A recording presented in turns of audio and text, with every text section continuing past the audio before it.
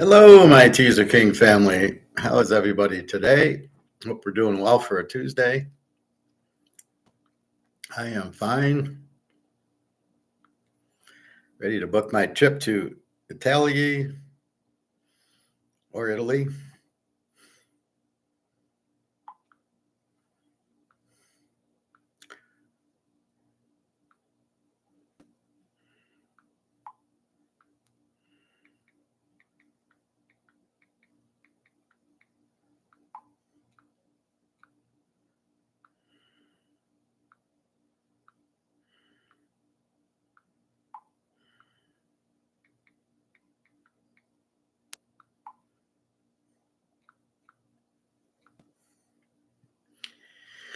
And we've got gold at 25.17, a little bit of a 10 o'clock drop. They're still fighting from 25.14 to, dropped 11 and then shot right up to 25.17 where we are now. So there's a fight going on because if it hits 25.30, I guess it'll go to 3,000. So I don't know why that's the magic number. Like, can't they lower their things? But I guess maybe that's where the two derivatives meet. I was watching this one video from like a financial planner. He's arguing about gold. It's a rock. It's not real. It's like, well, okay, what's this? Oh, this is paper. I'd rather have the rock than paper, or this is actually silver. This is really silver. Oh, it's just a rock. The fuck you talking about? It's like when they used to call these cards, well, these are just cardboard. It's only cardboard. No, that's not the point. It's Mahomes with there's only 50 of. That's what gives it the value is what it is. How about a Van Gogh? Or you got my over here, my no, it's a poster. It's not real, but here's a Van Gogh. Well, let's say it was real. This is paper. It's paper, and some guy painted on it. Yeah, but it's worth $10 million. What is the point of calling gold a rock? I just it was definitely a shake my head moment, Bobby. And he's arguing about it, and Yankee Doodle Daddle actually was like, he's out of his mind. So I have more respect for Yankee Doodle Daddle than what he normally says. But the guy says, well, it's volatile, and Yankee Doodle Dandy doesn't understand its derivatives. It's amazing how many of these guys are in the gold business and don't understand that COMEX is controlled by derivatives, not free market. So when the price goes up and down, nobody's buying, nobody's selling. What the hell? It's strictly just strictly derivatives. Man, really? Sorry. I just nibbled before I came on. Jenna she'd have a problem with the dirt. She always points that out to me. All right, so updated my pro and college data for the week. I had to wait till Monday night to grab the NFL, and then I got all my colleges, and it's a ton. So we could go through them. I don't. I'm going to go through the A's first, and then I'll go through the Z's. To go through everything, it's just too much. But let's look at the A team. Now, there's strong A's in the weaker conferences. So it's not always just Georgia, Ohio State, Alabama. It's in the Sun Belt, it's this team. And in Conference USA, this is the A team. So let's go through it. Arizona State is an A team. At this point, based on stats, they just killed Old Mississippi State. So at this point, they're an A. Now, again, this is going to change. That's why after about 5 weeks, 4 or 5 weeks, maybe 4, well, This is week 3. So after this week and the next week, we flushed out the high school games, and then we're pretty good at who they are, right? So Arizona now is an A with the 15 defense. And then I've added an offensive column, which says, what are they? And they're a very good running team. And I was watching the highlights of the old Mississippi State game in Arizona. They ran it down their throat. So it does 2 things. It tells me Mississippi State is going to be in trouble against running teams, Alabama, Georgia, where, and they're very good, but they have a 15 defense, and they played old Mississippi State. Texas State, an A team, 18 defense, and they have a balanced offense. If it was a really extreme number, I started writing that in, which I'll get to. Vegas is an A team with a 10 defense, strong running attack, I believe that is. And they played Kansas, who I have as a B team, a 13 defense, tough game with Illinois. I got weak quarterback and strong run. Kansas State's an A team, 16 defense and better running the ball. So they're a good running offense, which makes them tough to stop. They can still throw the ball. Memphis I have as an A team, a 9 defense, and they only get 370 yards. So I would say they played a high school team and then a decent team. But the 9 defense is still a 9 defense. Illinois, probably not an A team. They're not Ohio State or Oregon, but at this point they are. They have an 8 defense, and they played Kansas. Kansas and probably a high school team. Kansas didn't score much on them, which, Bielema 2 years ago had a great defense. Last year, I don't know what happened. Probably a lot of injuries. This year, they're back. So probably a good under team, but a balanced offense. They have a good quarterback, Altmaier. Alabama, no question. I have them as a balanced offense, 464 yards a game. I played Western Kentucky, and then they played, I think it was Utah State.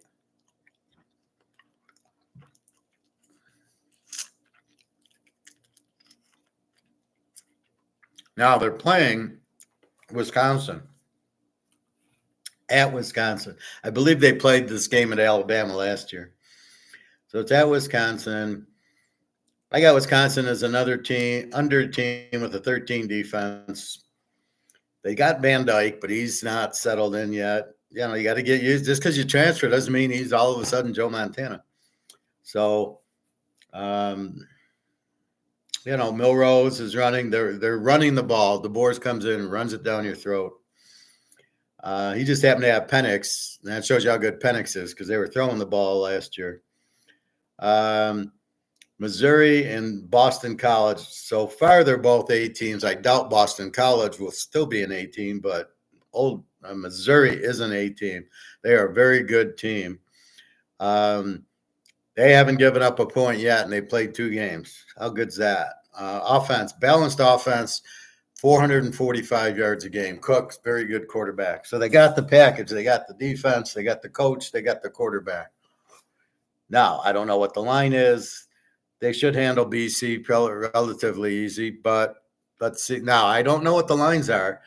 I put my lines in. So I'm going to go through this. I'm going to go, here's my line, and here's Vegas's line.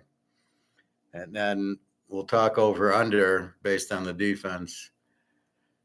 The Jets, I had the under. I was under 50, so the last play of the game really helped me out. Unbelievable. I was 51.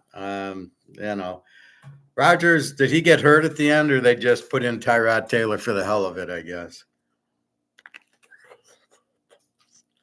But, it's funny.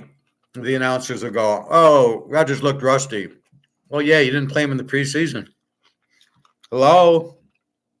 This is the problem probably the first 2 weeks. And the teams that go 0 for 2 all of a sudden realize they fucked up by not playing in the preseason. That's why KC wins Super Bowls. They play in the preseason. Mahomes plays a quarter, right? So that's the difference. They do play and they do win Super Bowls. And these other teams, Burrow did play a little bit. Rodgers, where was he? He hadn't played since last year. He didn't play at all.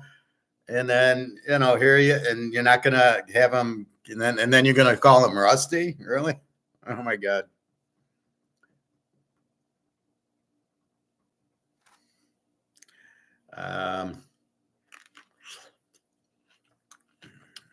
Well, Greg and John, you can just go to Scores and Odds and look it up, right?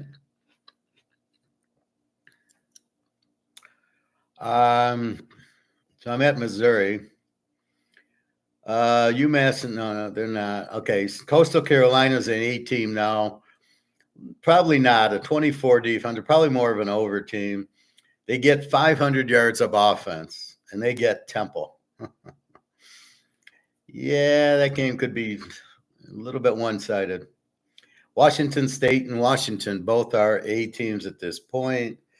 Washington State with the 16 defense, and they play Texas Tech, and they shut them down. And Washington with the 6 defense hasn't really played anybody yet. They have the Arizona coach, so they should be good. Both teams I see is balanced offense, which means the quarterback throws for two something and they can run. So they have a good offense. Interesting game here. Tulane against Oklahoma. Tulane's an A team, 17 defense. They pass for 470 yards. They're mostly a passing team, Tulane. Oklahoma, they only got 300 yards of offense so far these first couple of weeks. I got them as an under. They give up 7 points, and Tulane gives up 17. Oregon State, both are A teams. Oregon's a lot of passing. They played a great game with Boise. Their defense, Boise lit them up running the ball. Oregon State, strong running team, 467 yards a game. So you don't know these teams. I don't know who's Oregon State. And then I tell you, they get 467 yards on the ground a game, or a strong running team and get 467 yards a game. Now, it's only been 2 games, but they did play somebody last week. They played a legitimate team. And again, it's so early. Now, in 5 weeks, this bet be totally different. We know how good Oregon is. We don't know how good Oregon State is.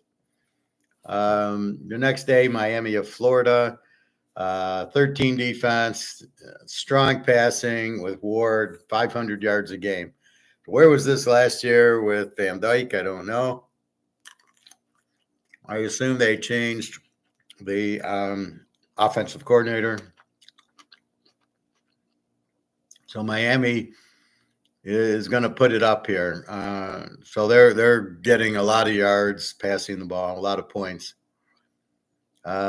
East Carolina is kind of an A, but really not. But right now, they give up 8 yards, 8 points a game. App State, they're playing App State. But East Car is passing for 461 yards a game, and I got weak quarterback because he's thrown a lot of picks. He's got like 4 touchdowns, 7 interceptions, but a lot of yards. I still think App State's a better team in this game. We will see. Utah, and what are we going to do with Utah? Cam Rising, if he doesn't play, what are we going to do? If he does play, they'll kill Utah State. So we don't know. Utah State, weak quarterback, 350 yards a game. Liberty, another A team, a 24 defense. So they're kind of an over. They're a balanced team with 500 yards a game. And UTEP, they're playing, only gets 295 yards. So I'm looking, they're very weak, and I'm looking at who's strong. And we want to bet against weak with strong as much as possible. Old Mississippi's an A team, but I don't know. They've given up 3 points a game, but they haven't played anybody. Their balanced offense, 600 yards a game, going against Wake Forest, who's got a passing offense of 500 yards a game. This should be a huge score. Wake's a 22 defense. I don't think Old Mississippi's a 3, but we'll see. I mean, it might be against the high school teams. This would be a good test, Wake Forest. South Florida, I have as an A. I think they played, Oklahoma or somebody really tough.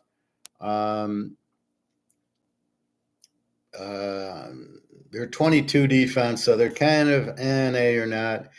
They're mostly a running team. And Southern Miss, they play 216 yards a game. Oh my God, that's your Z team.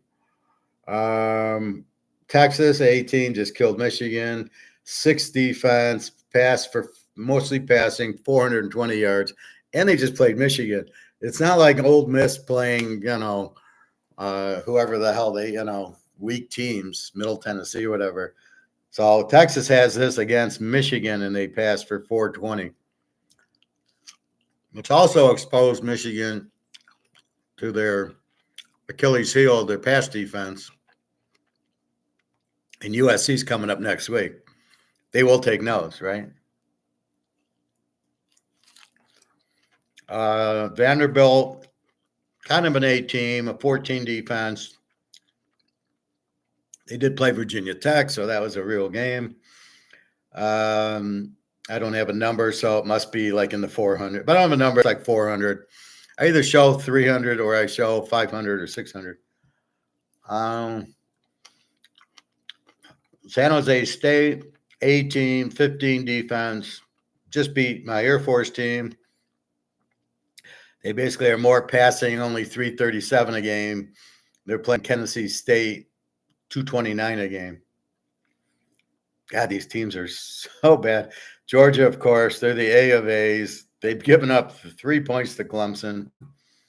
Balanced offense. And Kentucky, I have them as an under team.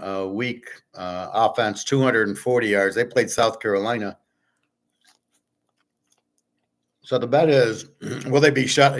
What's the odds on getting the shutout for Georgia? Good game here. Georgia, Kentucky. No. UCF, TCU, both are A teams. UCF with a 9 defense, TCU with a 13 defense. UCF is strong running, 400 yards a game, and TCU is a strong pass, 300 yards a game. I think that's just the passing. I think I changed it to total yard, but at the beginning I just put, they run for 400 a game, and they pass for 300 a game. Toledo and Mississippi State, I both have as A teams. Toledo a 16 defense, Mississippi State a 19. I don't expect either of these to hold. In fact, Mississippi State got beat by San Diego, by Arizona State pretty bad. Indiana, I have as an A team, a 7 defense, balanced offense, 500 yards a game. This is the James Madison coach. This is why we follow the coach around. All of a sudden, they're giving. They only give up 7. Last year, they probably gave up 25, 30 a game. And then we look at the offense, 500 yards, and it's balanced. They got a good quarterback, and they're running the ball. Very strong offense. This will be a good game against UCLA, who is not an A team. And then anything, Tennessee's obviously an A team, give up 7, put up 100 on North Carolina State, a real team. And they go up against Kent State. Kent State gets 242 yards of offense. And Tennessee is balanced and gets over 500 yards of offense. And they're at home. Let's see. BYU I have as an A team, a 14 defense. Good passing team. Wyoming sucks. And that's it for the A teams. Now let's look at the Z teams. I won't get into the yardage. Obviously, they don't have many yards. Z teams, we've got UMass, of course, Temple,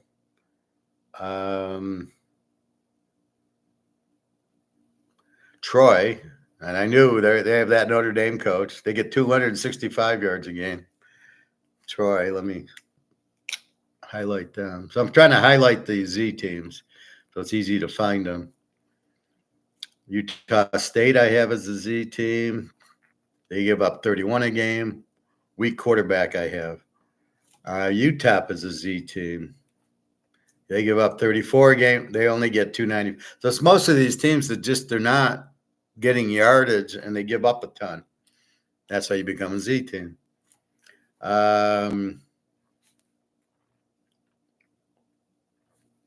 We got Jacksonville State's a Z team, gives up 52 a game. Who did they get hammered by? A 300 offense, so they don't get a lot of yards. Tennessee State's a Z team. They only get 229 yards a game. So you have no worries about them coming back on you to get you at the end. Middle Tennessee's Z team give up 39 a game, only 300 yards of offense. Colorado State I have as a Z team, giving up 34 a game, only 300 yards of offense, although they did play Texas. So that'll change, obviously. Kent State's a Z team. They just got buried by Pitt. They only get 242 yards. But again, well, Pitt's not that strong that they shouldn't be able to move. And Wyoming I have as my last Z team. And they give up 32 a game. They played Arizona State, somebody else last week, and they're only getting 176. They have a terrible quarterback. So, Art of War, we're looking for the A teams and the Z teams. The Z teams are pretty good. I think I've nailed them. The A teams, there's a lot of A teams that aren't A teams. They're A teams because they scored 35 points, giving up 10. But I'm sure there's high school teams in there. So you got to be careful. I tried to go through week 2's games. And where I saw a real blowout, then I called them a Z team also. I didn't really look too much into week 1. And then, the ones that really got killed against the big boys, Alabama, Ohio State, well, if it was like Western Michigan played Ohio State, I'm not doing anything with that. That they're a Division I team. It's like Ole Miss beating Townsend 77-0. Okay, we don't count that. But they killed somebody last week, 51-3. So we're waiting for them let's see them against Alabama, Georgia, and LSU, and then we'll see how good they really are. Okay, so we got a boatload of games. I'm going to give you my line, and then I'm going to give you the real line. And what we're looking for is where actually I should do it here.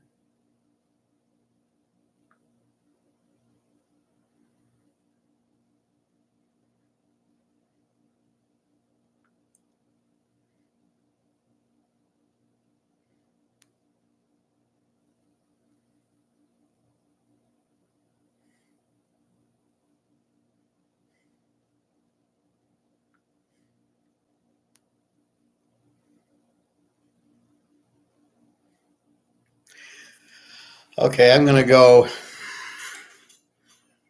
my line, this line. Northwestern, South Alabama. I got Northwestern lane 3. I don't do totals, but I do pick the totals. But I don't waste time trying to, I can pick the line, but the totals I don't know. Northwestern 3. Well, once in a while I can do it. Northwestern 3. I don't have a line on the game. Oh, it's Northwestern State. Oh, you motherfuckers. Forget this. This isn't a real game. It's Northwestern State. All right. Okay. Arizona State at Texas State. Arizona State 7 was my line, and the real line's only 1.5. And 59.5 is the total. These are both A teams. 15 defense for Arizona State, 18 for Texas State. Good. Both have good offenses. fairly good defense. Haven't played a lot, but we will see. Texas State's got a very good quarterback. So I'm a little surprised by this spread of 1.5. Seems crazy. That's Thursday's game. Friday game. Vegas, Kansas. I got Kansas 7, and that's what it is. 7. -7 and over under 58. Vegas has been playing very good. They beat Houston 27-7. Kansas had struggled with Illinois. What was that score? 23-17. And so I don't see this game. 58, I think, is really high. So again, I hit the spread on the nose.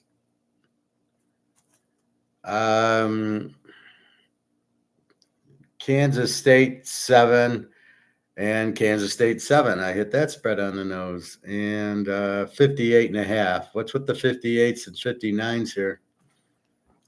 Arizona, very explosive team. They got Fafita. Kansas State has been scoring.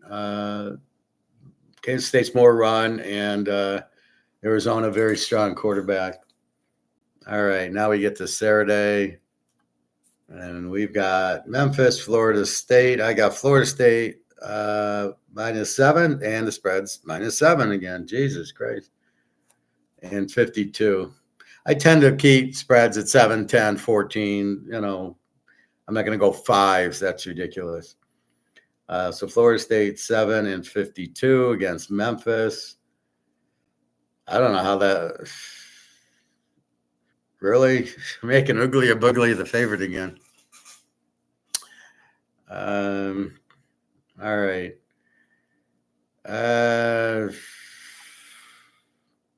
We're jumping around. LTech and NC State. I got NC State -10 against LTech. And then, wow, NC State's -21. I don't know about that. And a 48 over under. And NC State, well, they're kind of skewed because they got killed by Tennessee last week. So are they this bad, or just coming off the Tennessee game makes them look worse than they are? LTech, very weak offense. So this will be curious.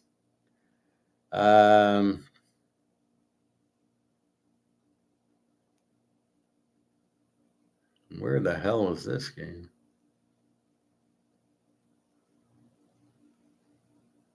Okay.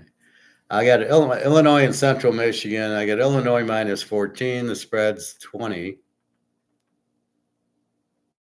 and 49.5. What I'm trying to do is figure out the actual score of the game. So I'm saying, well, I think Illinois wins by like 14. And then they're coming up with 20. So I think they're too high of a spread, but we're not sure. Give Illinois credit. They did beat Kansas. And Central's got a 31 defense, so Illinois should be able to move the ball on them. Michigan and Arkansas State. I got Michigan -17. Michigan's -23. Over under 47.5. Arkansas State is an over team, so they've been scoring, and their defense gives up 28. They're a passing team. Michigan, I have as an under team, gives up 21 a game. And again, it's against good competition, and 275 yards in offense in the two games. Fresno State was pretty good. Texas killed them. So here you got a breather. You got Arkansas State. Now here's where you kind of don't use the numbers as much. Arkansas State gives up 28 a game. They score a lot, but they haven't played a Michigan. Michigan's coming off of a loss. They're going to be pissed off. You're laying 23. The 21 defense, see, that's the real Michigan defense, not the 10, because they actually played a good team. And wait till the USC gets done with them, and then Oregon and Washington and Michigan State. Michigan State beat Maryland. They certainly can beat Michigan.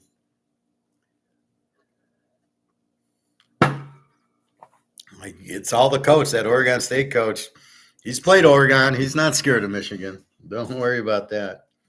So here's where you got to go. Well, Michigan doesn't have a good quarterback. They're going to run it a little bit. Ark State's a passing team. Look for Michigan to put pressure on. This is do or die for me. If they lose this game, they're going to be 1-3 after USC beats them. So they're going to be very careful here. I look for them at home. This is the normal Michigan blowout. They're at home against a nobody, and they win 56-0 for the crowd. So we will see. Alabama against Wisconsin. I got Alabama -10 because it is Wisconsin, and the spread is 15.5 because it's Alabama. And a 50.5 total. Alabama's an A team with an 8 defense, so but they haven't played anybody. Although they didn't really kill Utah State till the end. I think it was Utah State, whoever they played last week. What was it? South Florida. It's 42-6 final, but it was 28-16. It was 42-16. It was 28-16 with about 3 minutes left, and they broke 2 runs, right?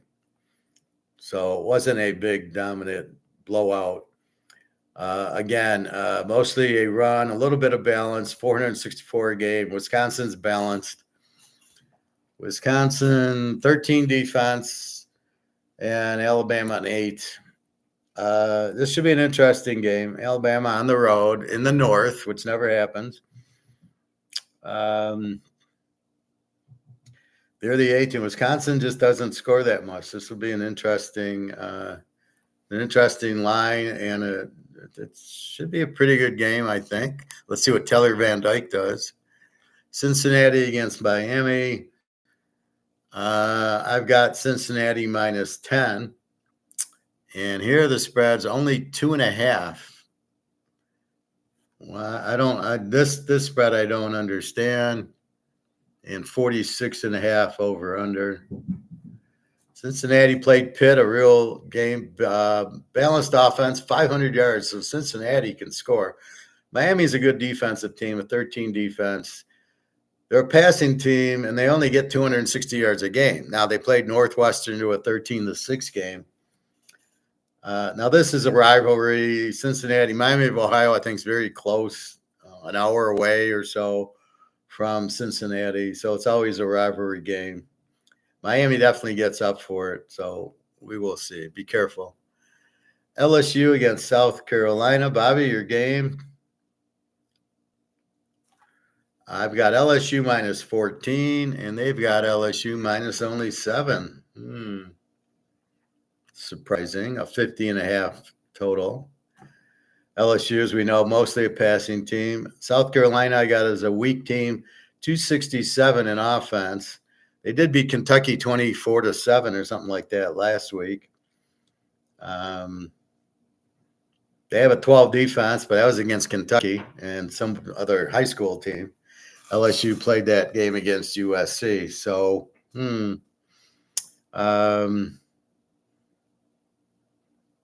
7. They're laying 7, really. I don't smell what they're cooking there. North Texas, Texas Tech. I've got Texas Tech -10. The spread is Texas Tech -10. I win a prize. And over-under of 70. And I thought I saw 66, so it's up to, it's actually 69.5.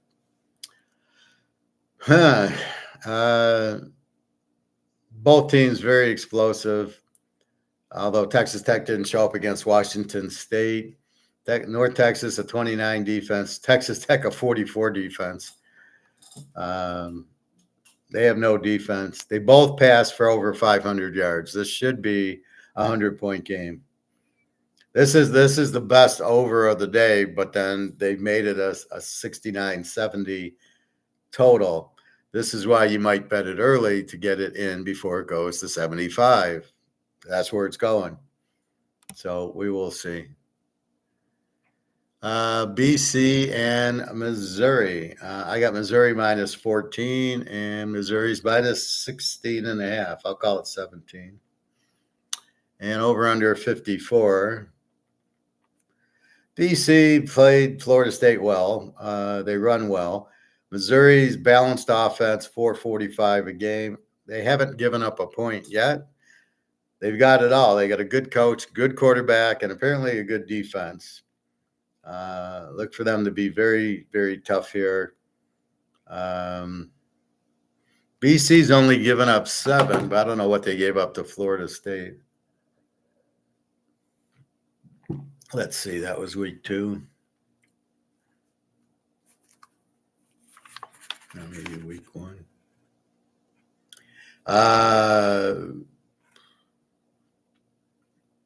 I don't know what the final was. Was it 30-16? I know BC beat them. I don't remember what the score. I must not have wrote it down. I really wasn't interested in the game.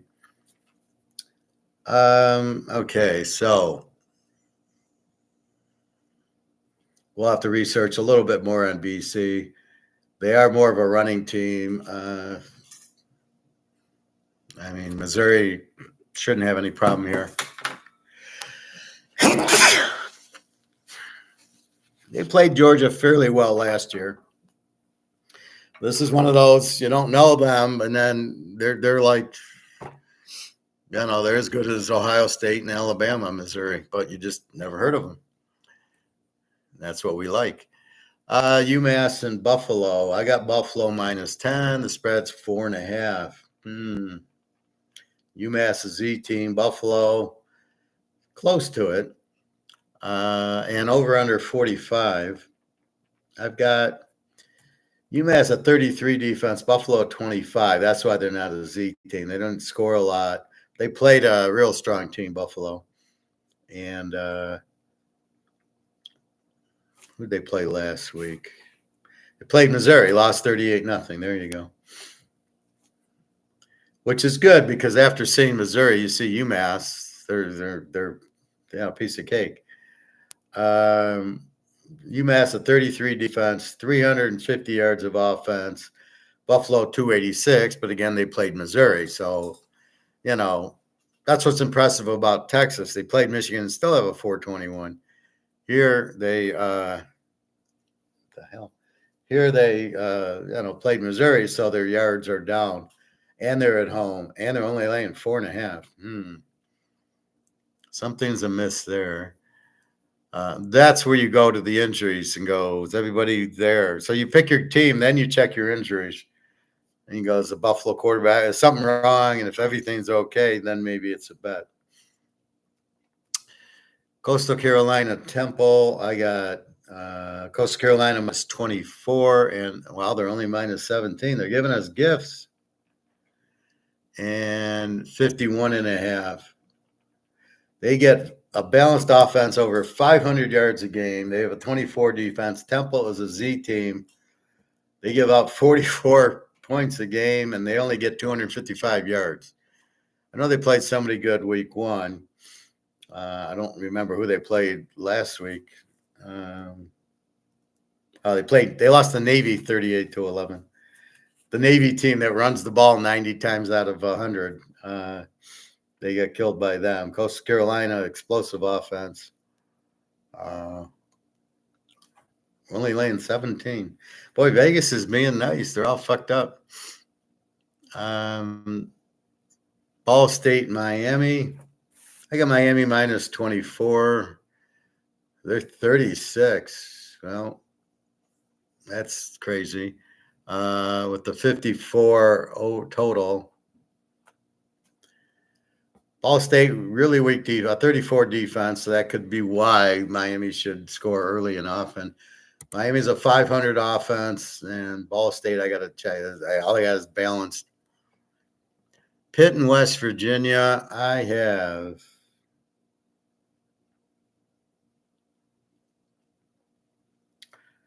here it is. I've got Pitt -7. The spread is Pitt wow, West Virginia -3. Really? 60.5. I wonder why West Virginia's favored.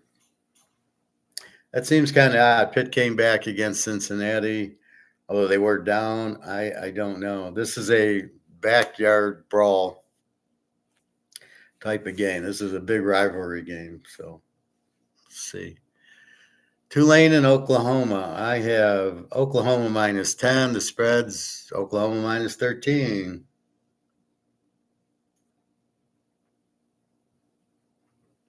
Total 47.5. Now we got to look for Oklahoma. They beat nobody 16 to. They beat Houston 16-12. Houston's got a good defense, as I said. Tulane has a 17 defense. Oklahoma's got a 7.5. But they played the high school game, so you got to look at. They really have a 12. That was their game. 16-12 was their Division I game. 300 yards of offense. Tulane goes for 470 yards. Now, even if it's Division II, they still threw for that. And 13.5. I get Tulane in 19. Oof. Tulane last week played a good team.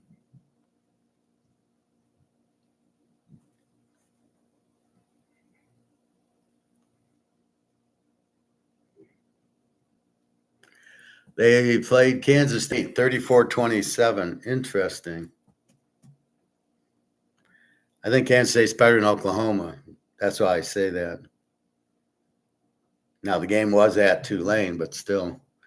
Oklahoma's quarterback sucks, and they're only getting 300 yards of offense. The quarterback's not very good. All right. We've got Nevada and Minnesota. I've got Minnesota -7. The line's Minnesota -16.5. Wow. And over under 44. Now, keep in mind, I'm not trying to match what Vegas is going to do. I know what Vegas's line's going to be. I'm giving what I think the score is going to be. So I think Minnesota and Nevada is a close game, is what I'm saying. Over under 44. Nevada's a balanced 400 yards. Minnesota's more of a passing team. That only gets 300. Minnesota's a weak favorite. They're not a team that scores a lot, as you saw the North Carolina game, but they brought a really strong defense. Okay. Notre Dame and Purdue. I'm not calling this one, fans. I got Notre Dame 14, and they got Notre Dame -10 and 45.5. Notre Dame, like Oklahoma, 300 yards of offense. Now, here's a funny thing with Purdue. They played a high school team, and then they were off. We have no stats on them because I can't use the high school, and I don't want to use the high school stats, especially against Notre Dame. So I can't call this upset because I don't know who Purdue is. I know who Notre Dame is. They're a weak fucking offense with a terrible quarterback and a stupid coach. So I don't know. I Notre Dame -10 against total unknown.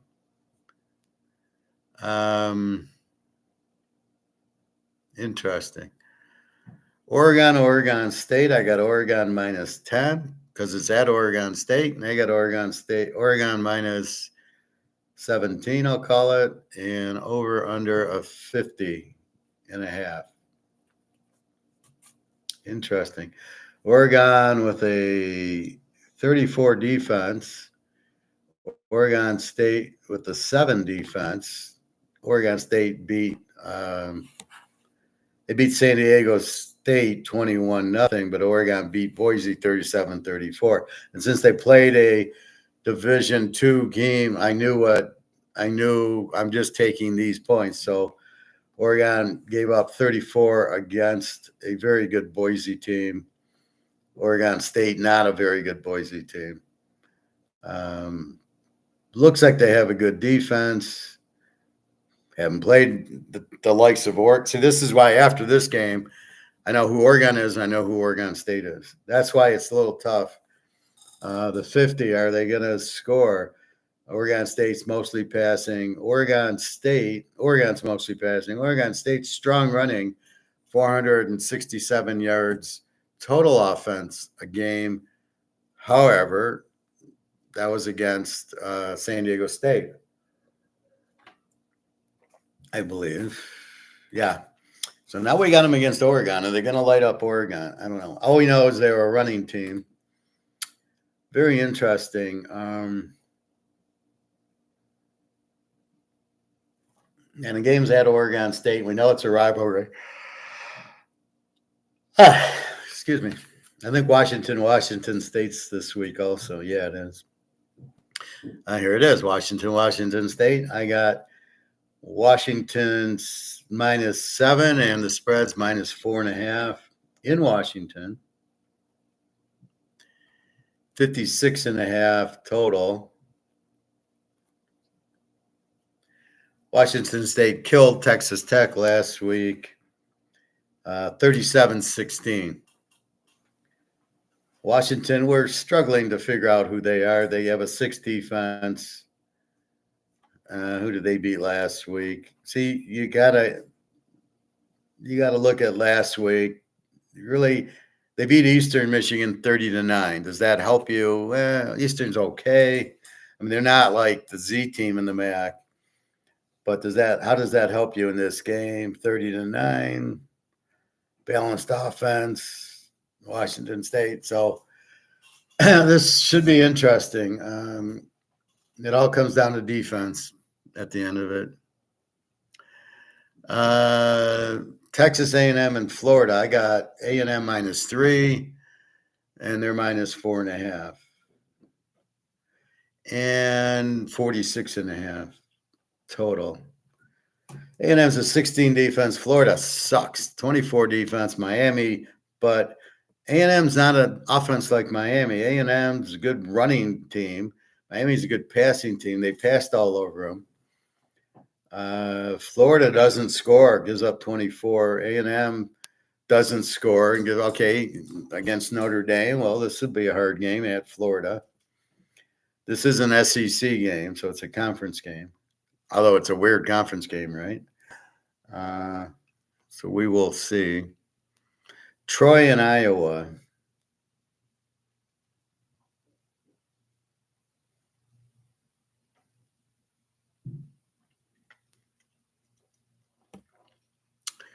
I've got Iowa -17 and the spread's -22.5 with a total of 38.5. It's hard to get Iowa over 40, isn't it? Although it's not 32, I'm pretty happy about that.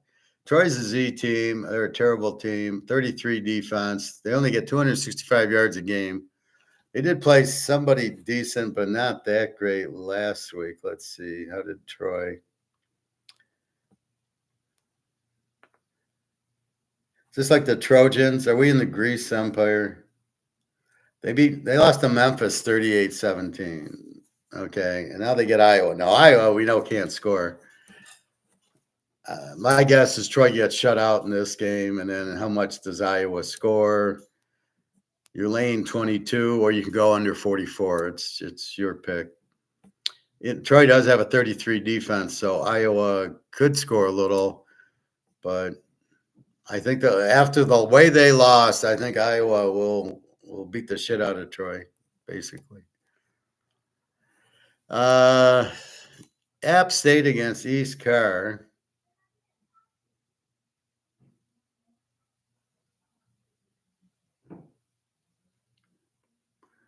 Where did it go? Here it is. I've got App State -10. App State's only -2.5. Holy shit. And a 60.5 total. Believe me, App State's not that bad. Clemson got them. I got to watch the tape. Probably a lot of pick sixes or turnover fumbles. You don't score 60 points on drives. You usually get probably their defense. East Carr's 8 defense, didn't play anybody. They passed for 461 with a weak quarterback, East Carr. App States. So let's see what East Car did last week. No, there's North Car.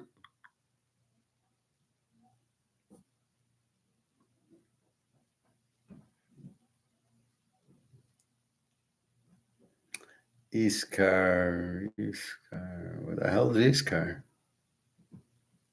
Yeah, maybe they didn't play last year, or they played a high school team.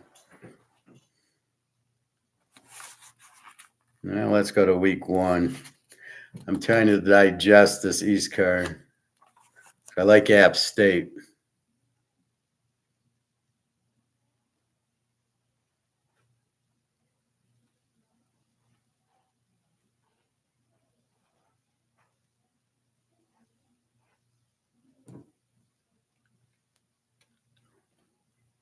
Huh. I don't see him at either place. Surely, well, I guess they played a high school team. So that's why you got to be careful. Here they played a high school team. Let's go into here and let me see if it gives me their schedule. Yeah, recent games. App State, East Car.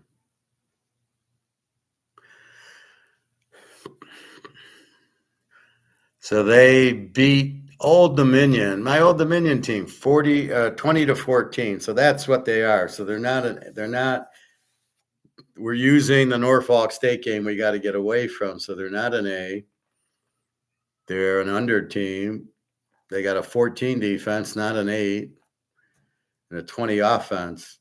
See, this is where you get skewed by the high school team, right? I had them as an 8 defense, and they're not an 8. They played Old D, and it was 20 to 14. So now they go from an A to an under, because if I only take the Division I games, they're not. So they don't score a lot. I bet you the 461 doesn't make sense either. If you just looked at the Old Dominion, they only scored 20 points. So now it makes a big difference. Now I'm really liking App State. Whew. UAB against Arkansas. Arkansas, I got 14. They're laying 24. Arkansas played Oak State a pretty good game. Over under 60. They scored a lot. It went to double overtime.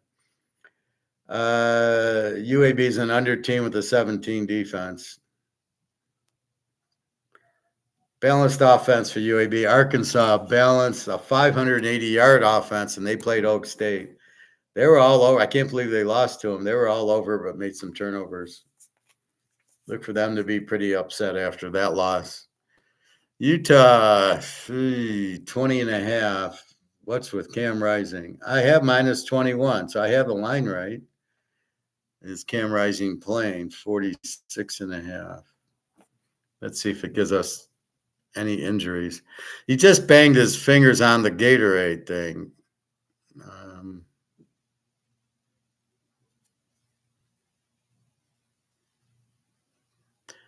Does it give us?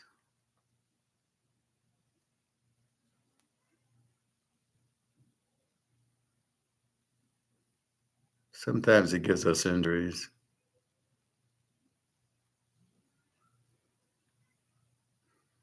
I'll tell you that. Cam Rising gets a lot of injuries. I'm not seeing it here.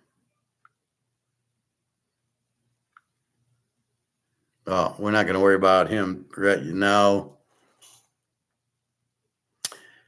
We've got till Saturday. So they're 20 and a half, 46 and a half. It's all up to Cam Rising. He plays, they'll blow him out. Utah State's the Z team. He doesn't play, then it's an under. So we've done that a lot last year.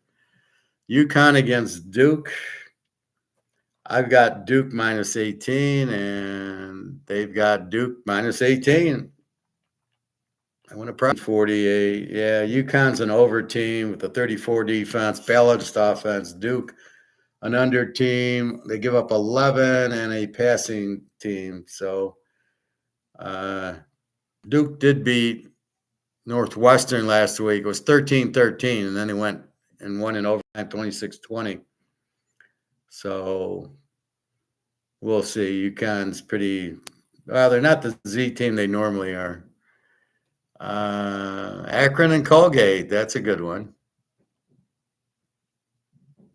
UTEP against Liberty. I got Liberty minus 28 and Liberty's minus 23. Wow, that's bargain. Over under 57.5. Liberty's an 18, 24 defense, so they're probably an over team. They get 500 yards of offense. UTEP's a Z team with 34 defense, and they only get 295 yards a game. And I know they played some big team, was it last week? So it's almost like maybe they're not that bad, but who did they play?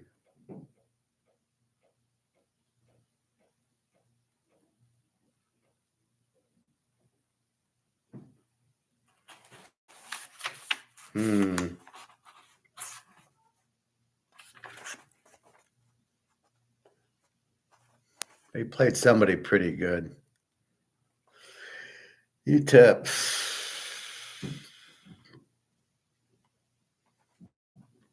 They played big Nebraska. They lost 40-7. I knew they played a pretty good team. So UTEP, yeah, I mean, they still a Z team. They played Nebraska, got killed. So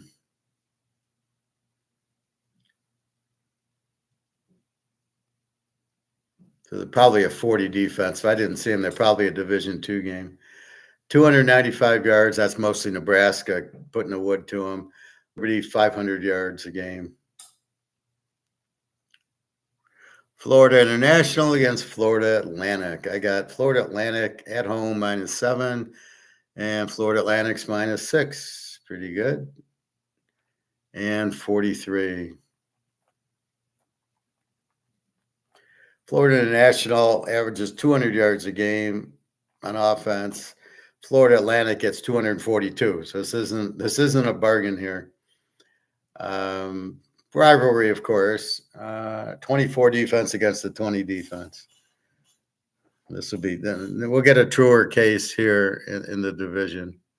VTech against Old D. I got VTech -14, and that's the spread -14. Ding, ding, ding, and over under 50. Old D with a 300 offense. That's pretty bad. Anything like 300, 200. You're only getting 200 yards in a whole game. Either your defense is so bad and you only get on the field a little bit, or you just don't have a good offense. Virginia Tech's more balanced, although they lost to my Pavia from New Mexico State on Vanderbilt.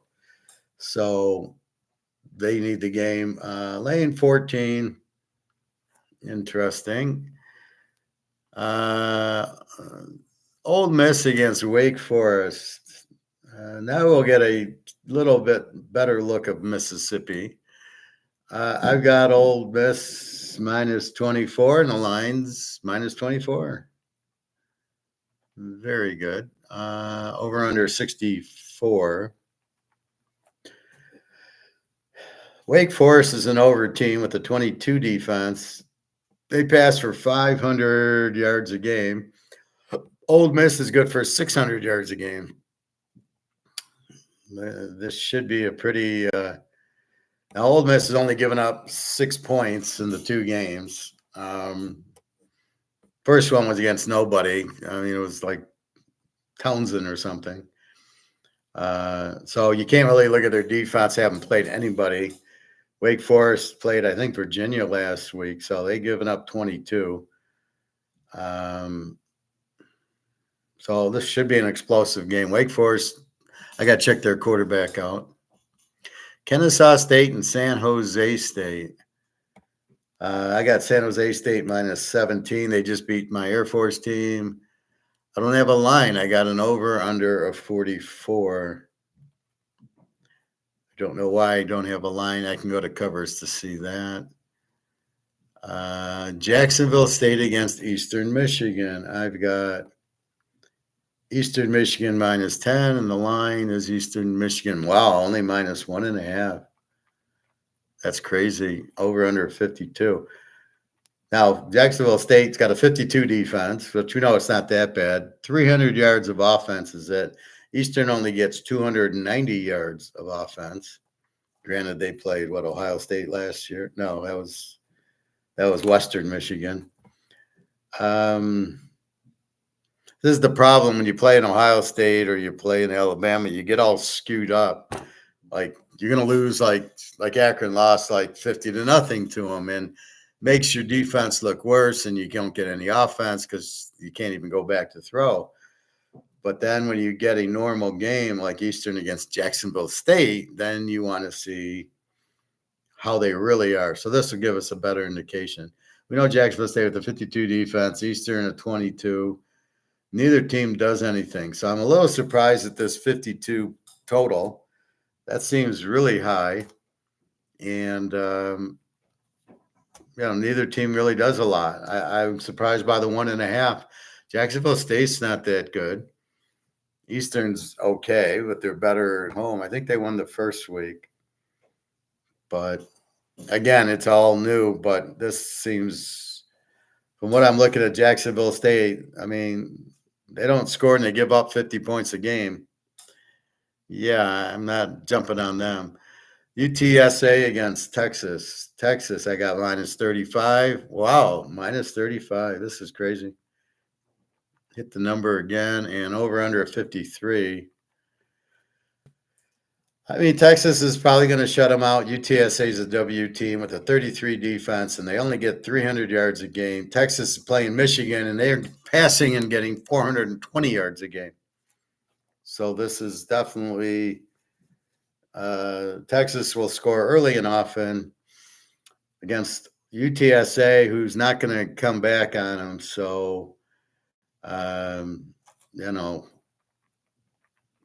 pick your poison. You want Texas, or I don't even know to tell you over or under. Over is 47, but what am I going to get from UTSA? Probably nothing. Arch Manning will probably come in to throw a few touchdowns. So even when they go to him, you're okay because he's going to score for you. Normally, when you go to the second string quarterback, he doesn't get you. He hands off. You don't get anything, and you hope the other team doesn't score. Here, I'm going to add points. So interesting game here with Texas. They should kill them. South Florida, Southern Miss. I've got South Florida minus 24. Ooh, they're only 11. Ooh, a bargain. 57.5. South Florida's an A team, a strong running team. Give up 22 games. Southern Miss is terrible. They give up 20, but they only get 216 yards a game. Ouch. South Florida here. Ooh. Western Kentucky, Middle Tennessee. I got Western Kentucky minus 24, and oh my God, they're only 7.5. How can this be, Batman? 54.5 total. Really? Western Kentucky's only a 7-point favorite. 32 defense for Western Kentucky, but they played Alabama. Middle Tennessee is up 39 a game. I think they played somebody good.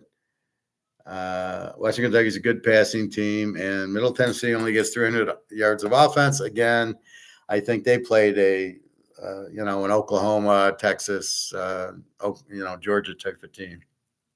So, I got to check those out. That line, I mean, wow.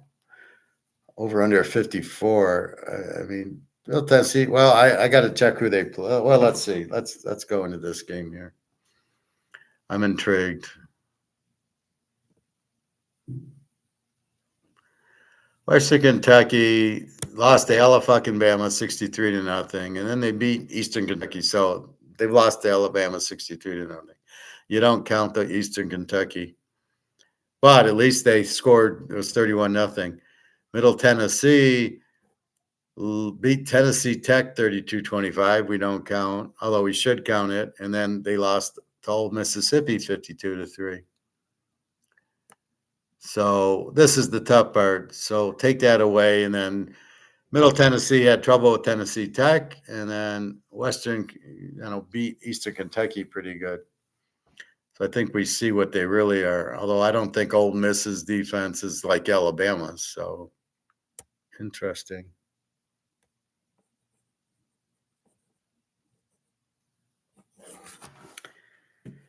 See, this is where it skews you. You play. The problem is they're not high school teams. They're the ones getting their ass kicked, not Alabama beat them. So you can't, you don't want to count the points. But in this case, they were the ones playing Alabama. So you got to count it. And Western Kentucky is a much better team than that. And Middle Tennessee barely beat Tennessee Tech. So I think Western Kentucky's. I mean, they're scheduled to win their division there. I got to check quarterbacks, which I will do. So on my spreadsheet, I pulled the stats from Yahoo. I VLOOKUP it all, and then I have all the quarterbacks, touchdowns, interceptions, and sacks. Just because of Prime Junior with his 52 sacks last year, he'll probably get more this year. Interesting game. I think the line's way off on that. I mean, I got 20. This is the reason I do my line. I was teaching that in class last night. And I said the reason you make the line is what I think the game should be. So I think Western Kentucky should win by 24. And we're getting a 7.5.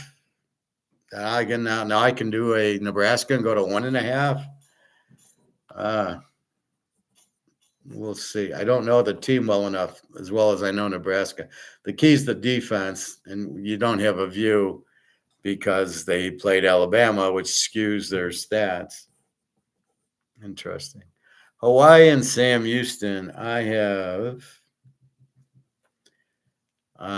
got a Hawaii -7. They got Sam Houston -4.5. Over under a 50.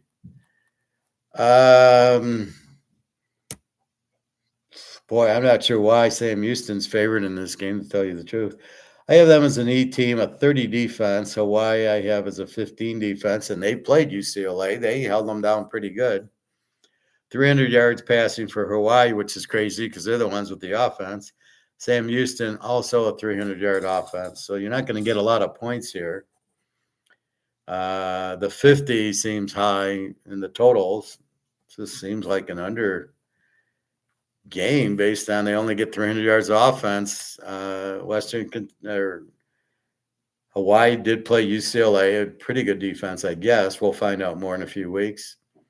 And then Sam Houston. So Vanderbilt, Georgia State. Here's my Vanderbilt. I got Vanderbilt -17, and Vanderbilt's only -10 with a 46.5 total. Vanderbilt beat Virginia Tech. Georgia State is not the good. Georgia Southern's the good Georgia, not Georgia State. I got them as a W team with a 28 defense. I got Vandy as an A team with a 14 defense. Although it includes the high school game because they did beat Virginia Tech like 30-something to 30-something. But with Pavia, they did get the win. I can't imagine them losing this game, but we will see. They're a balanced offense, and Georgia State's a passing offense.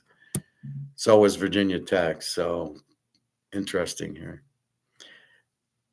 Now Nebraska gets Northern Iowa. Now this is the difference in college and pro.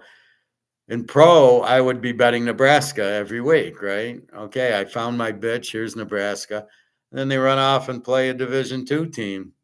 I can't bet that. I mean, I suppose I could, but I don't bet Division II. But it's crazy. All right, a basketball game. Indiana, UCLA. I have UCLA -7 because it's at home, but I love Indy as the dog. Let's see, what do I get? Nope, I get Indy -3. Ooh, I wanted Indy as the dog. 46.5. Balanced offense, 500 yards for Indy. UCLA is a passing offense, 300 yards. Garber stinks, UCLA's quarterback. Indy with the 7 defense, haven't really played anybody. UCLA with the 13 defense. They played Hawaii. What do you do here? I don't want to. I'm not taking Indy as a road favorite at UCLA, and I really can't take UCLA as a home dog. I would if I knew them better. We don't know how good Indy is. They destroyed, I think, some Division two, some weak team. So here's where, if it's UCLA as the favorite, this is where the lock comes from, right? I'm all ready to lock this game. UCLA -7. I get Indy -3. I ain't locking UCLA +9, even though it's at home. No, I think they'll play better. I think their defense will be good. I don't know how good Indiana is, and this will be now. Now we'll see. But we're wasting this game. Here we go. Georgia, Kentucky. I got Georgia laying 35. They're only laying 24. How can this be? Total 45.5. Damn it. We'll call it 46. Georgia -24 to Kentucky, who couldn't score against South Carolina. Oh boy, they get Georgia to not score. They are weak. They are 240 yards of offense, and here comes Georgia. Now I get the 45.5 total. I don't really get the 24. Wow. Maybe by the end of the first half it'll be 24. I can't imagine that they're going to keep it within 24 here.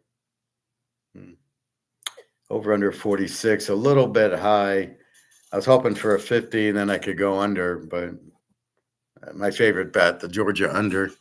Nobody can score on them. New Mexico and Auburn. I've got Auburn -24. Auburn is -28. Pretty good. And a 61 total.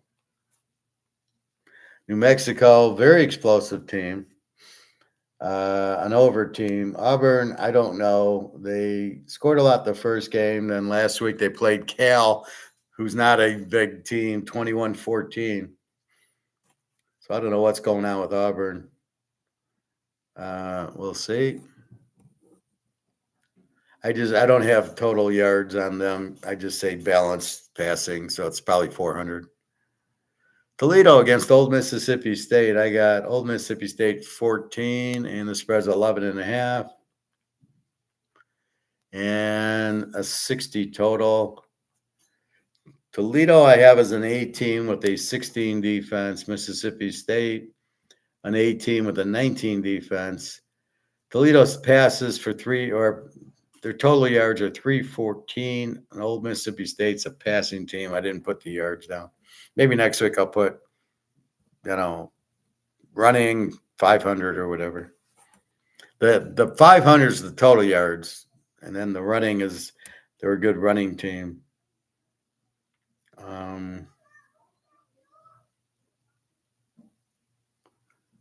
So we got that seems like a low number, 11.5. We'll see. Air Force and Baylor. I have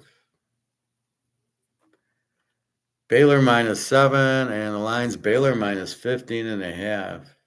You don't disrespect my Air Force team. 41.5. They're really disrespecting. Baylor showed nothing against Utah with a strong defense. Baylor 15. Air Force on 11 defense. Played San Jose State. Baylor played Utah. Give up 23. Not enough information to go on. 200 yards of offense for Air Force. But as I told you, San Jose State's coach was the Navy coach, knew how to defend them. I doubt seriously the Baylor coach knows how to defend them. 300 yards of offense by Baylor against Utah. So it's more Utah being good than Baylor being bad. I don't know. You get 50. That's a lot of points to give Air Force. I'll tell you that. But they got a new quarterback. UCF, TCU. My favorite game of the day, I have TCU -7, and the spreads, UCF -1.5. Are you kidding me? Over under 61. Are you kidding me there? UCF runs, big running team, 400 yards a game. TCU passing 300 yards a game, but it doesn't make sense. They played. Who did they play that first week? They played a big game. Damn. That was my almost lock. Yeah, they beat Stanford 34-27. They played a 61 with Stanford, and here we've got a 61 here. Maybe that's where they're getting the number from. Maybe they passed for 300. They had to get more than 300 yards. I got to see what the hell I'm doing when I'm writing this down just to get consistent. So UCF is a 1.5-point favorite at TCU. And they're both explosive offenses, 61 total. UCF with a 9 defense, that's against nobody, and TCU's a 13. That's Stanford got 20. So you got to go to the Stanford game and then whatever UCF's doing. Let's take a look inside there. This is interesting.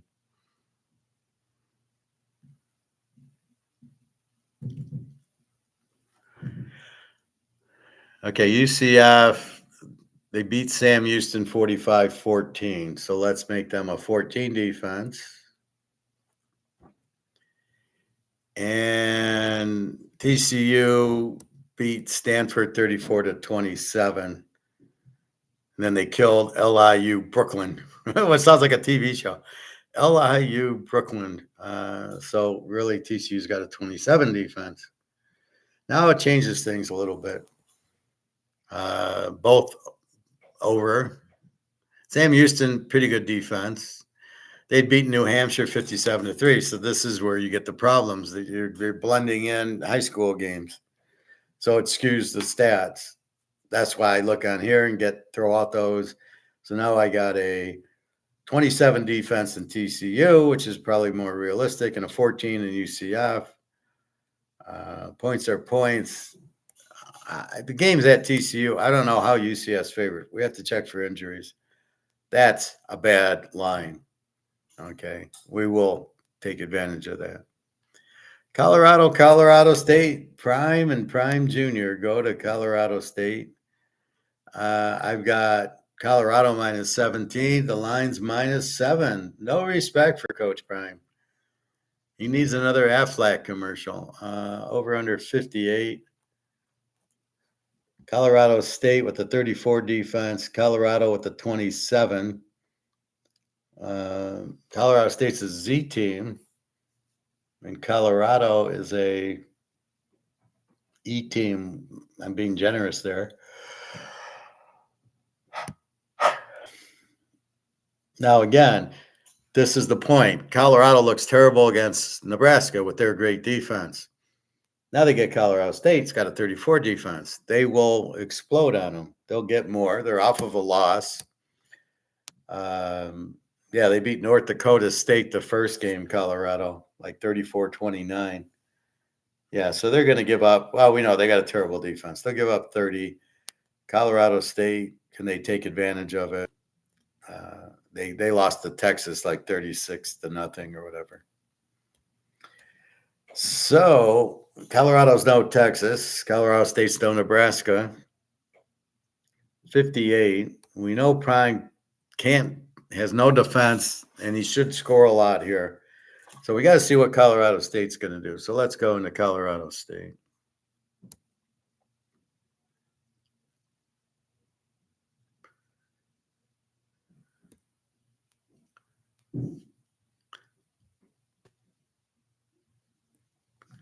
They lost to Texas 52-0 and beat Northern Colorado, which we don't care about. So we had them figured. So let's look at Colorado State. 38-17 against Northern Colorado. So they probably will score a lot on that. Yeah. So they're probably not a Z team. It's just when you play Texas as your only team and they kill you, you're going to look worse than you are. But the first week, Kent State against Tennessee.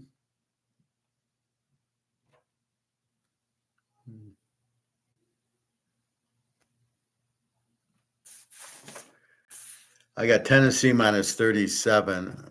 Tennessee's minus 48. Whoops, they won by a little too much last week. 62.5 total. Problem is Kent State's a Z team. They probably won't score in the game. They give up 39. Tennessee, you saw what they did last week. They're going to probably light them up. Do you lay 42 or do you go over 56? And you're not getting help from Kent State, just like in the other game. Maryland, Virginia. I have Virginia minus 3. The line is Maryland minus 3. Interesting. 57.5 total. Now I'm getting mine. I think the game's even, and the game's in Virginia. I'm laying 3. That's how it should be. For Maryland to be favored on the road, just lost to Michigan State, by the way. Virginia went and beat Wake Forest, a pretty explosive team. So this is not going to be much different from the Wake Forest game. So neither defense is all that good.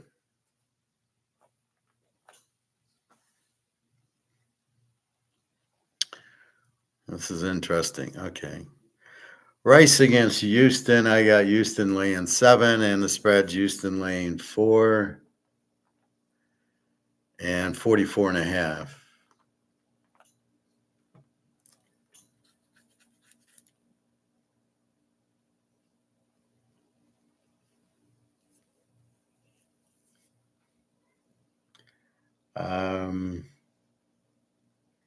Houston's got what looks like a great defense. I mean, they played Oklahoma 16-12. They don't have much of an offense yet. Yeah, 200 yards of offense. Rice is balanced. I got them as an A team now, but I know they're not. And then the 20 defense. But Houston probably will just shut them down, but doesn't score a lot. So it's probably they're an under type of team. BYU and Wyoming, I got BYU minus 21. BYU is only minus 10. Interesting. Over under 39.5. Wyoming's terrible. They're a Z team. They probably won't score much on BYU. So it's all up to BYU, but then we might as well lay 10 if we're going to go under 39. So we'll have to check. San Diego State and Cal. I've got Cal minus 10. It's Cal minus 18. I'm not sure why. 47.5 total. And San Diego State, they're both under teams, although Cal did beat Auburn 21-14 last week. That's at home.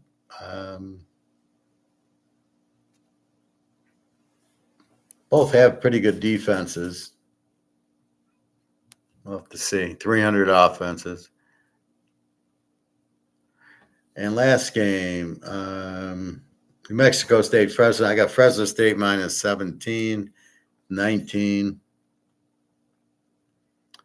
And total is 47.5. Fresno State played a good game against Michigan. New Mexico State's an E team with the 23 defense. They only get 261 yards a game, New Mexico State, so they got a weak offense. I mean, I don't care who you're playing, you still get 300.5, 375 yards. All right. So somehow I missed one game.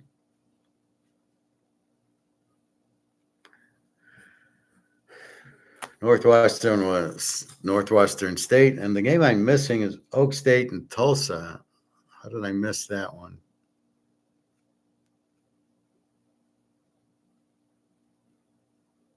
Here it is. Yeah. I got Oak State minus 14 with Ollie Gordon. Oak State is minus 20. and 62.5. And this is 28 defense for Tulsa, 25 for Oak State. Both teams are over teams. Oak State had to come from way back to beat Arkansas in overtime. And Tulsa, we don't know. They played the Division II team. That was New Mexico.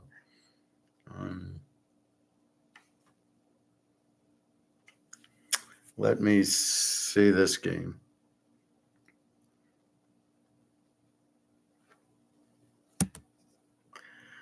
We've got Oak State 39-31 over them. So let's give them a 31 defense. And Tulsa beat Northwestern State, which doesn't care. They lost to Arkansas State 28-24. So they do have a 28 defense. No. Yeah.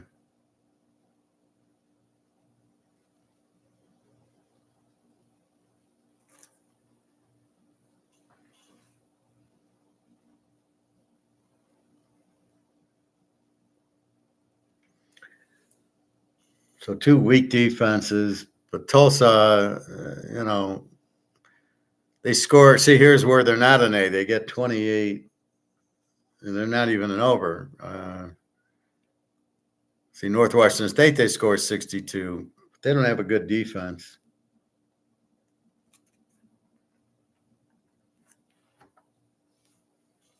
They have a 500 offense, but that includes Northwestern State. Arkansas State was 24-28. That's the fun of analyzing. See, in the NFL, you know the guys, you know the players. You don't need to do a lot of, okay, this is who they played. But in this situation, Arkansas State played Northwestern. They're playing Division II teams. Like, what the fuck is that all about? You're playing Division II. Why? Why do you need Division? There's not enough Division I teams, 132 of them. So it's really mind-blowing. All right. That is your line for this weekend in college. So then I compare, Arizona State -7s, -1.5. So, seems like the line's a little bit off. And so I do that. The thing that can screw me up, I got to be careful on these over-unders on these lesser teams. Oh, they played a high school team, so that 60 points doesn't count. They're really only at 25. Oh, and I played them over 70. I mean, you got to be careful with that. Most of them I know it's usually the MAC, the Coastal. It's the MAC, the Sun Belt, and the Conference USA that are the did they really have explosive? And that's why I started writing in like Utah State, weak quarterback, Florida International, 200 yards a game. Now, even if they played, they, on the other hand, could have played in Ohio State, which is going to skew their things. I don't think they did. Florida Atlantic played Michigan State, but Florida International, they might have played Oklahoma or something. So that's where the struggle is. So I got to do my homework now. Now I'll look at the quarterbacks. I'm looking for strong touchdowns to interceptions. 6 touchdowns, 0 interceptions. That's our baby. A guy with 2 touchdowns and 6 interceptions. Yeah, we're not really that interested in him.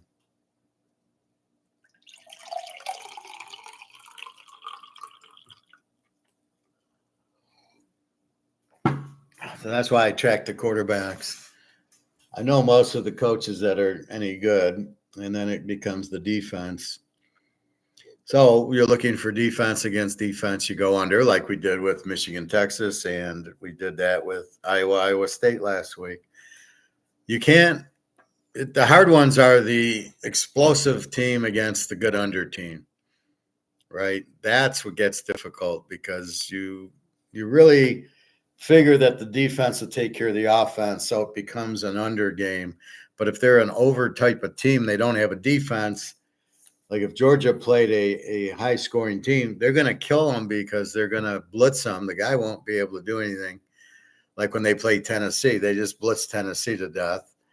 And then they take care of the ball and they run it down their throats and take the time off and take the offense off the field on the other team. So it ends up where they don't score a lot. So that's what we got. No free game yet because I don't know what I'm picking. None of these are picks. These are just analysis of my line versus the reality. And where we see the discrepancies is what we want to focus on. Like BYU, 21 is only 10. BYU just beat who the hell they just beat? They just beat SMU, who's a pretty good passing team. So that's what you're looking for. Teams off of a loss, of course. Colorado. It's Colorado State. We got Oregon and Oregon State, Washington State, which are normally last games of the year. And we're doing them in September 10th. Tomorrow's 9/11. How about that? What an anniversary. And the funny part is it was a gold robbery. It had nothing to do with terrorism. But yeah, let's believe our government because they're always so honest with us. There's one gold video I do want to show you, but I don't know if it's appropriate in this class or in my gold class. It's a real good video because it's some idiot who doesn't think gold's worth anything. I'll get to the short without showing the video here. So the guy says, well, gold, it doesn't give a dividend or interest, and gold's, it's just a rock, it's just metal. And these are the Keynesian arguments, and he's like a portfolio salesman or whatever. Financial advisor, planner, whatever the hell he is. If you know this guy, just run. And the Yankee Doodle Dandy guy's showing the video, who I thought was an idiot, and he starts disagreeing with the guy. So I felt better about Yankee Doodle Dandy. But the key to the thing that the guy didn't get is gold is like the idiot who said it's just metal, just a rock. What he says is, well, look how volatile it is.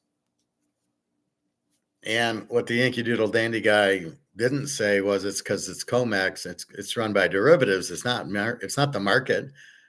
Why do you think it's not going down? Because people are selling it. It's going down because the whole price is done by options and derivatives, and it's not. It's COMEX. It's not the free market. It's not a regular market.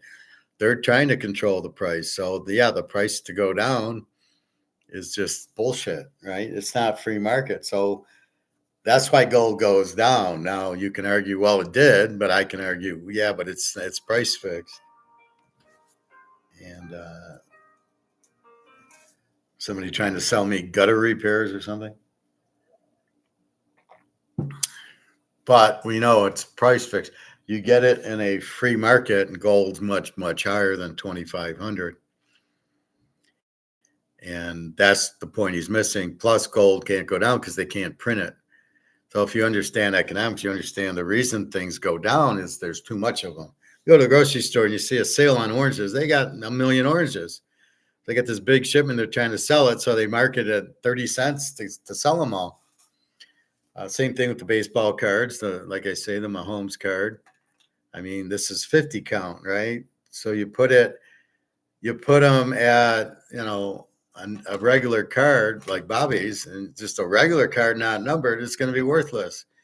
But the reason Mahomes is worth something is there's only 50.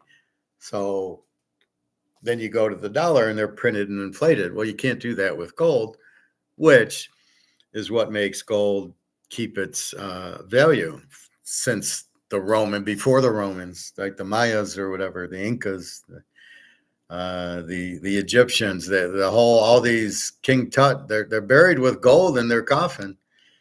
Um, so this is the point. So he's trying to say, well, gold's not worth anything. It's a rock. Why would you own it? Look, it doesn't go up, or it's volatile. No, it isn't. Not in free market world, and that's where we're headed to. But you can't lose on it. How come the dollar's worthless? You go buy tuna in the store and it's $5, but yet the gold's going up. Why is that? Why are the costs going up? Because the dollar is going down because of the value, but gold's not going down. So it's a safety, but it is also now an investment that's going to make us a lot of money. It's a double because of what BRICS is doing. So we have this unique opportunity.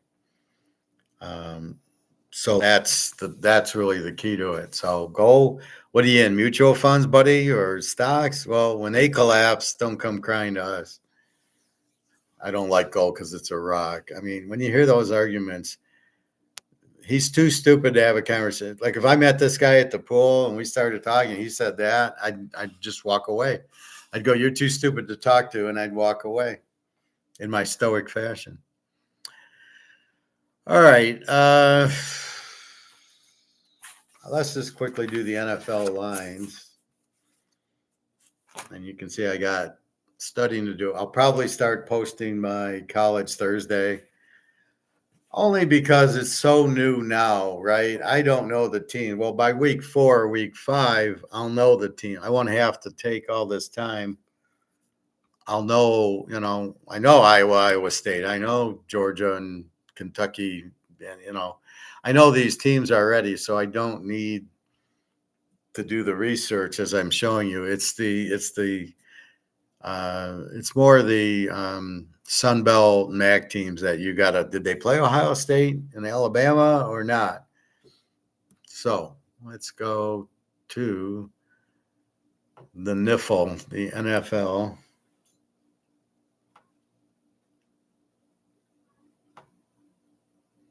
Oh, wait, I want to go. What's this? The Deshaun Watson news.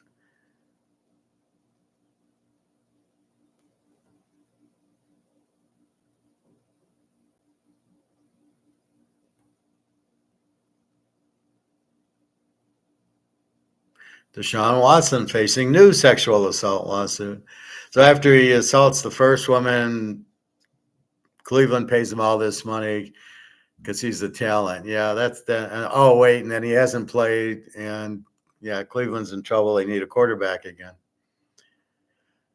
Quarterback room. We'll get to the football, but first, let's ask who gives a fuck about him.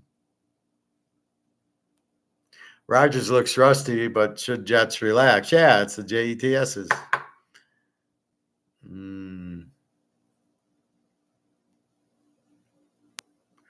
NFL issues no comment on the surprise Christian McCaffrey injury. What was that about?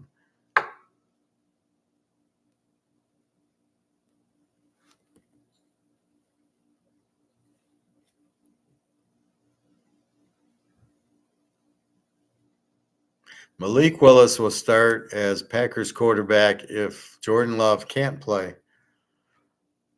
Injury news: McCaffrey misses Monday's game. Puka goes on IR. That's all we care about.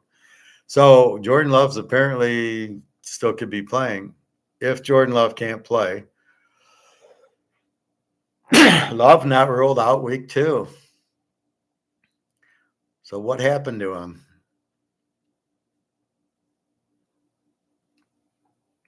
Why would you start Lake Willis? He's terrible. Sean Clifford. Why aren't you starting Sean Clifford? He's better than Willis. So he sprained the MCL on his left knee in Brazil, probably on the slippery field. He was supposed to be out 3 to 6 weeks, but the floor didn't decline to rule him out of Sunday's game against Indy. I thought they were worried about injuries. So wait a minute. They didn't play in the preseason because they're worried about injuries. The guy gets injured and he wants to play him injured. Does that make any sense to anybody? Certainly not to me.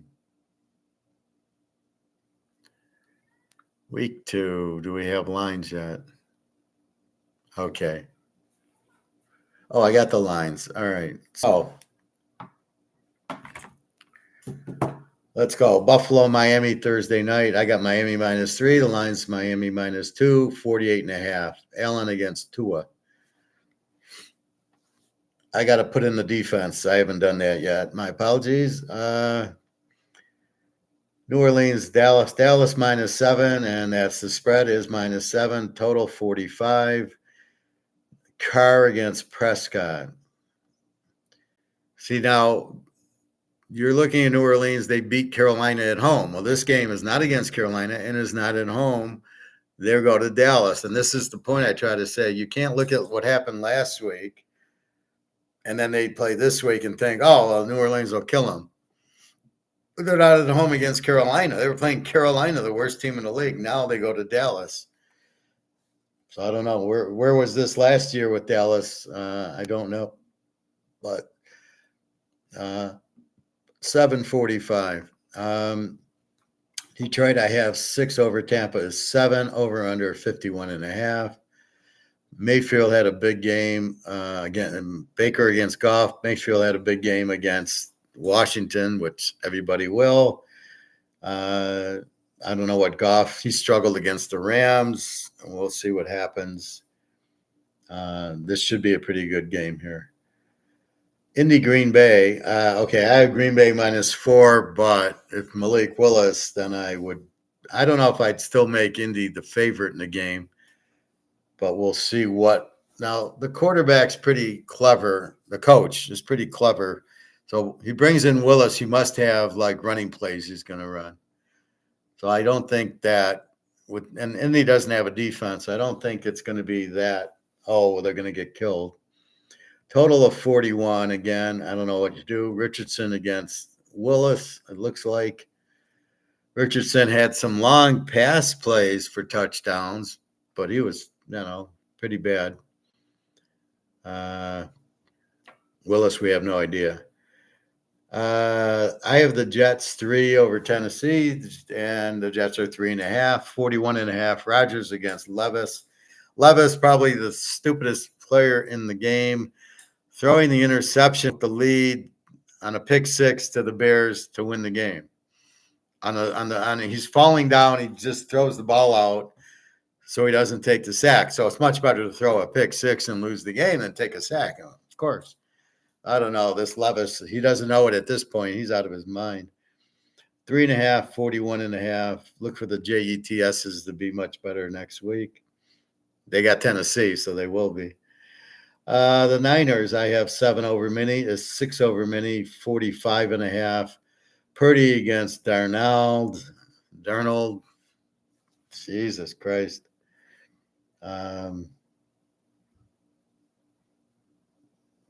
Well, what can I say about this game, right? Over under 45.5. Seattle, New England. I have New England 3-point favorite at Seattle. I was hoping they'd be favored. Seattle's a 3-point favorite and a 38. Geno Smith against Brissett. Seattle, decent defense, good offense. New England, I mean, you can't bet on New England. I mean, you either bet Seattle. I wanted Seattle to be the dog. It would have been a lock, but I get Seattle favored. I am not touching New England in 9. How can you bet a team with Brissett as your quarterback? The Giants to Washington. Washington 3 is my line, and Washington 2 is the line. Over under 44. Jones against Daniel. How can Jones still be playing? At what point do you scored 6 on Minnesota with what? Three picks? Oh yeah, he'll get better this week. And that's why you didn't play him in the preseason. So you're going to waste 3 more games with this clown at quarterback. Go to Danny DeVito. I mean, he's much better than this guy. At least he won some games for you.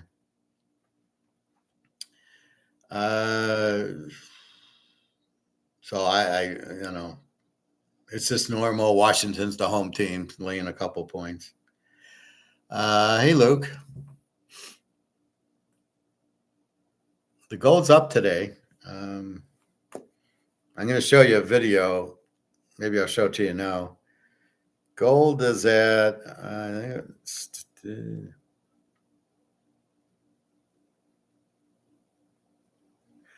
Gold's up to 25.17. We've had a nice up day. The 10 o'clock drop, but it came right back. So 25.17. Silver, we don't even care about 28.40.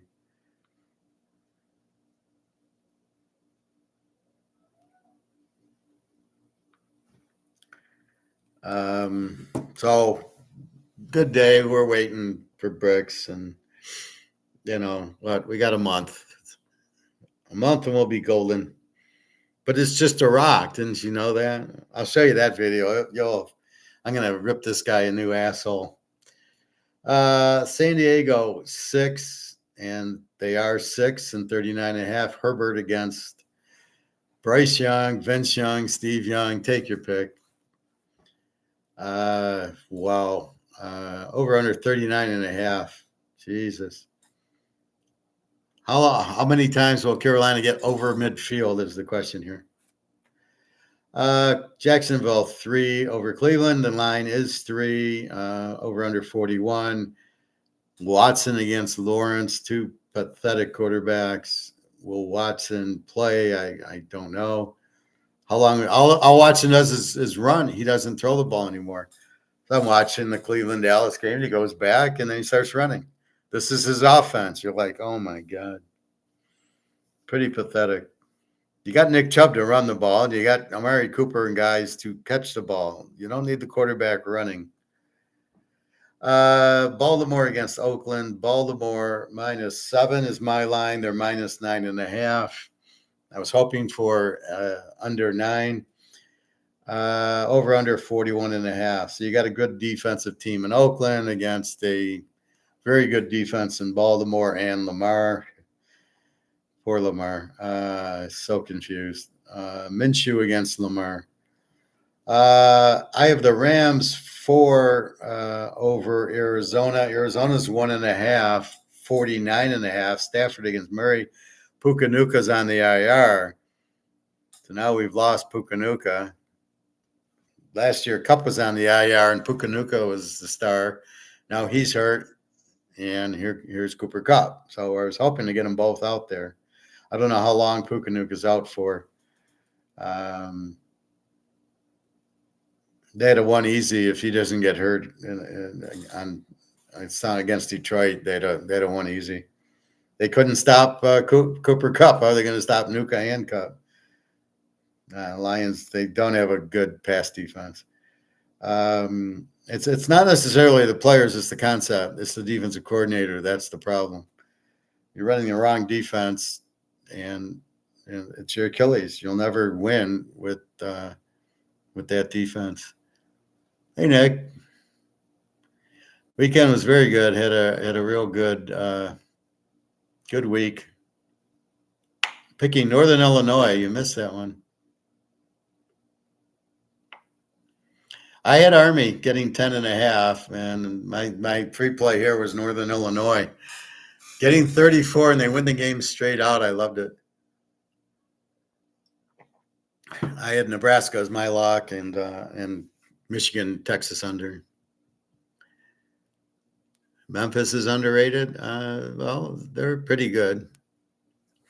We'll see. They got an easy game this week with somebody. Who they playing? They got Florida State this week. You sure? You sure it's an easy?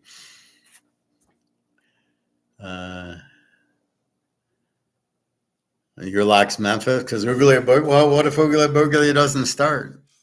That's the ace in the hole. Is Uglia his 3 interceptions and 18 incompletions, and they won't score. But are they really going to keep playing Buglia? You got to be careful with that. Everybody wants the professor. Sophie.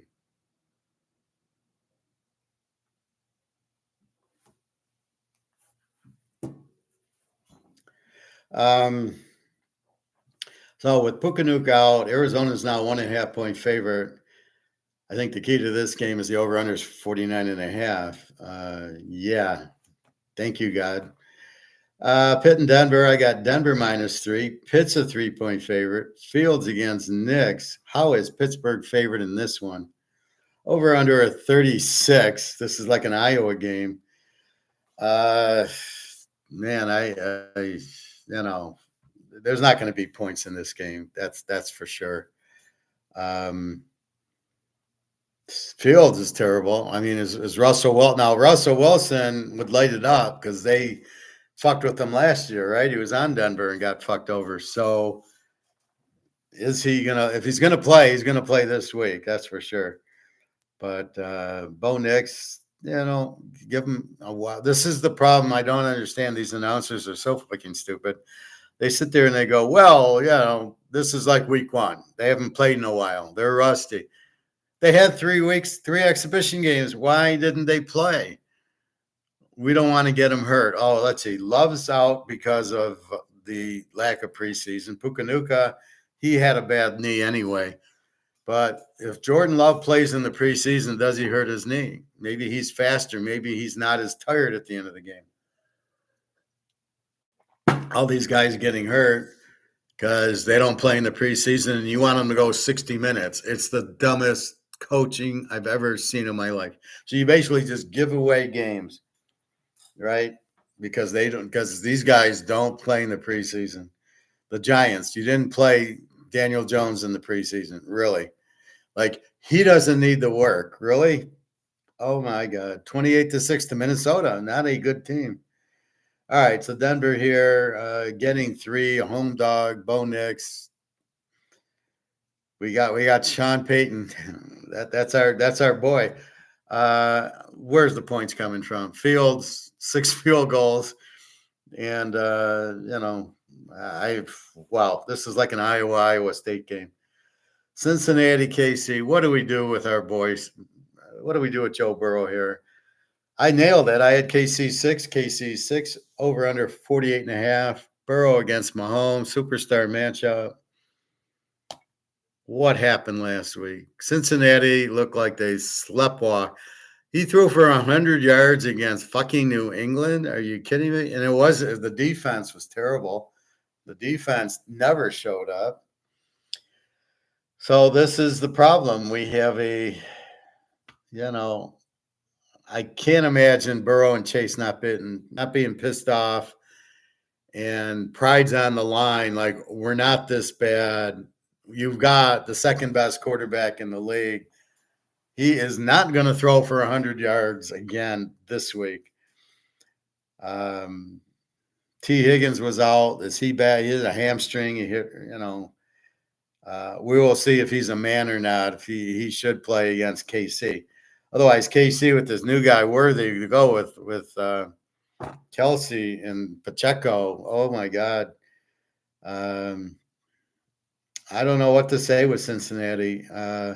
Let's just call it a week one fluke, but we know better. We know how good Burrow beats Kansas City, but I don't know. I can't even fathom they look that bad against New fucking England, right? With Brissett. What's Mahomes going to do against them?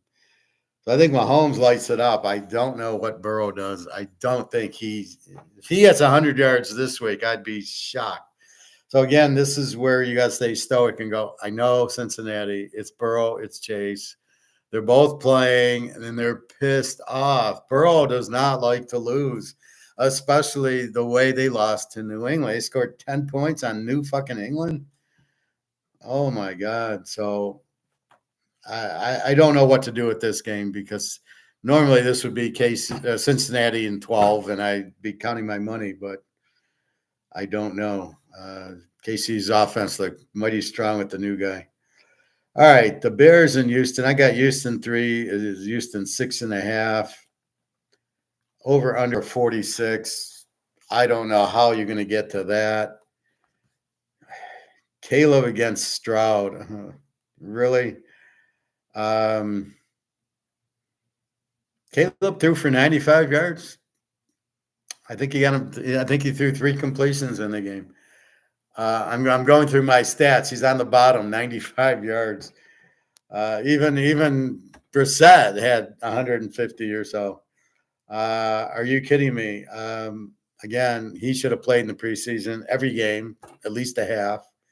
He is nowhere near ready. Stroud, okay. The Bears defense, maybe they'll run more because they realize Caleb sucks. Stroud, Houston, indeed lit them up a little. I mean, I don't see how the Bears can win this game. Let's give Houston some credit. They're at home. It's Sunday night. They're all with Caleb this and that, and he's not it. And our last game, I got Philly -7. The line's -7. Cousins against Hurts. Kirk Cousins is horrible. They're blaming him on rust. Why didn't he play in the preseason? What excuse can you make that he didn't play in the preseason?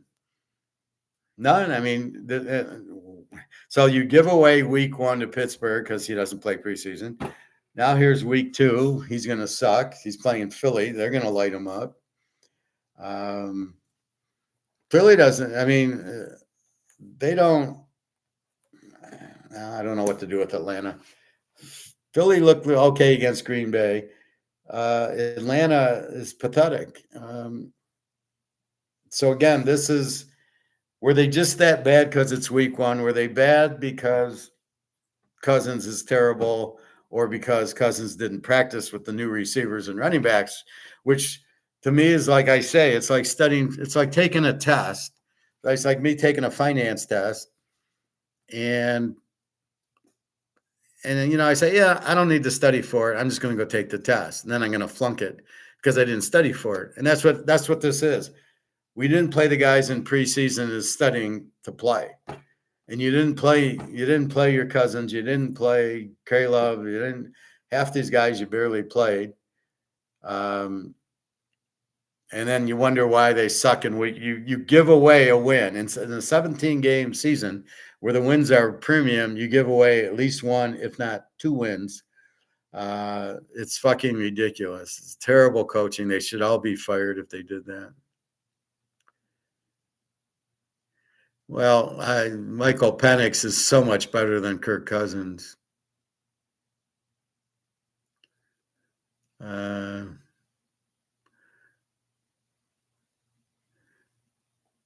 Well, I think they paid Oogly Boogly a lot to come for some reason. I'm not sure I believe these NIL numbers. Supposedly they paid Caleb $10 million to stay at USC. I don't believe that. Or Cam Ward, they gave a couple million to. I don't buy any of that. They're paying these guys $1 million. Really? Where do they get that money from? The donors or the alumni? I don't know who's doing these contracts, but I would have paid Oogly Boogly would have to pay me to play on my team. Let's put it that way. So that's the pros. So good game Thursday, Buffalo, Miami, New Orleans, Dallas, good game. Tampa, Detroit, good game. Green Bay, I have no idea. Now we get to see Willis, who sucks, but whatever. The Jets, Tennessee, Levis is terrible. Let's get Aaron Rodgers get going. I got scared when he wasn't in at the end of the game. I go, did he get hurt again? Did he do it Cam Rising? All of a sudden, Tyrod Taylor's in there. I'm like, Jesus Christ. It's not like Rodgers to go out of a game. Niners, Minnesota, Yeah, Darnold's going to pick apart Minnesota's Frisco's defense. Yeah, sure you will. Seattle, New England. How bad's New England? We'll see. Giants and Washington, the game of the week. Will any team get to 10? San Diego, Carolina, massacre. Cleveland, Jacksonville. Deshaun Watson's terrible. Again, why didn't he play in the preseason? Oh, he doesn't need it? Yeah, because he's played so well the last 5 years. Wow, just pathetic. Baltimore and Oakland, the ghost to the post, 1976 playoff game. Dave Casper getting the win. I loved it. I remember it was I think I was laying 4 with Oakland. And it goes to overtime. If I'm dead, they're going to kick a field goal and win by 3. Stabler hits Dave Casper, and they get the touchdown to win by 6, and I'm laying 4. God, I love Stabler. All right, Baltimore 9.5, 41.5. Lamar, Minshew, Oakland, Brock Bowers. He caught a few passes. Good defense. Yeah, I mean this looks like a pretty much of a defensive game. Uh, Not much quarterback play. Lamar will try to run because he's such a good runner. Oh yeah, but when he gets into the red zone, he can't throw for touchdowns. By the way, L.A. Arizona without Pukanuka, but L.A. off a loss. They'll be, this will be a good game. Pitt and Denver. We'll see if Russell Wilson plays. Bo Nix. Give him a few weeks. He's going to be fine. Just give him a few weeks. Cincy KC, the game of the week. What do we do with our Joe Burrow? We can't betray Joe Burrow now, but I don't know how the hell they're going to win after what they look like. And the Caleb Bowl, Caleb against Stroud. Good luck, Caleb. Will he throw for 100 yards? And Atlanta, Philly, Kirk Cousins, really? So that's week 2. I lost yesterday. I had 50. I was under 50, and they scored 51 with 10 seconds left. Why Tyrod Taylor's out there, why he's throwing and running, I have no idea. I couldn't believe I lost that one in the last 30 seconds. There was another game I lost in the last 30 seconds. Somebody ran it in down 30 points or whatever. So college is taking my time out. I got to learn these MAC teams and the Sun Belts and, Tennessee States and the Sam Houstons and all that stuff. Troy's terrible this year. That's your new Z team. Troy's always been a good bet for us. Not this year. This is a good bet against bet. USC looks like they've changed a little bit. They got Michigan next week. Michigan's going to have to just blow out Ark State because they might not get a win for a month. I mean, they got USC, they've got Michigan State, they've got Oregon and Washington, and, oh, yeah, by the way, Ohio State. They could easily – I thought they could lose to Fresno State, but they could easily lose. Now that they know how to beat them, where's the secondary on Michigan against Texas? Texas just ate them up. What do you think USC is going to do? They're going to eat them up better. And then Oregon, they're going to eat them up. So, I mean, they're in big trouble. Michigan State beats Maryland. They got a good coach, Oregon State coach. So they're going to be in big trouble. I'm going to love every minute of it because they have the easiest schedule in the world. And they kept my Georgia out of the playoff. It was a fucking joke. Georgia would have killed them last year. With that defense, Brock Bowers, Michigan would have got shut out. I mean, they only scored 20 on Alabama, and they don't have a defense like Georgia. So, anyway, that's what we got. I can quickly, Luke, are you still there? I can show you the video. If Luke's there, I'll show you the video of this gold video.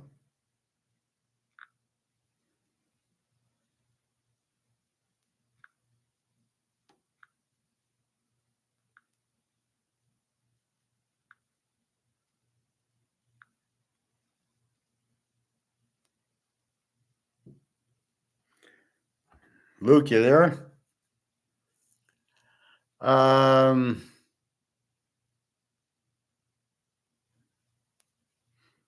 I'll show you this quick one on Egon then.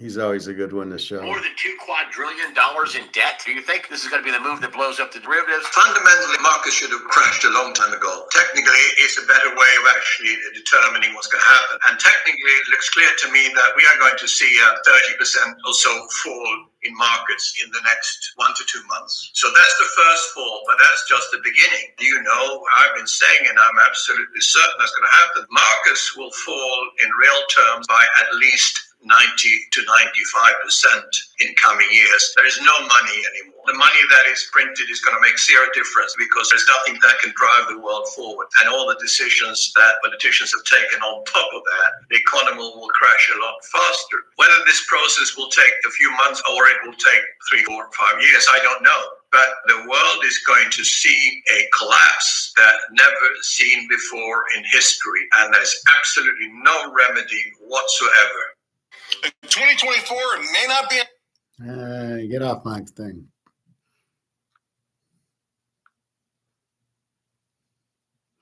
So that's Egon for you.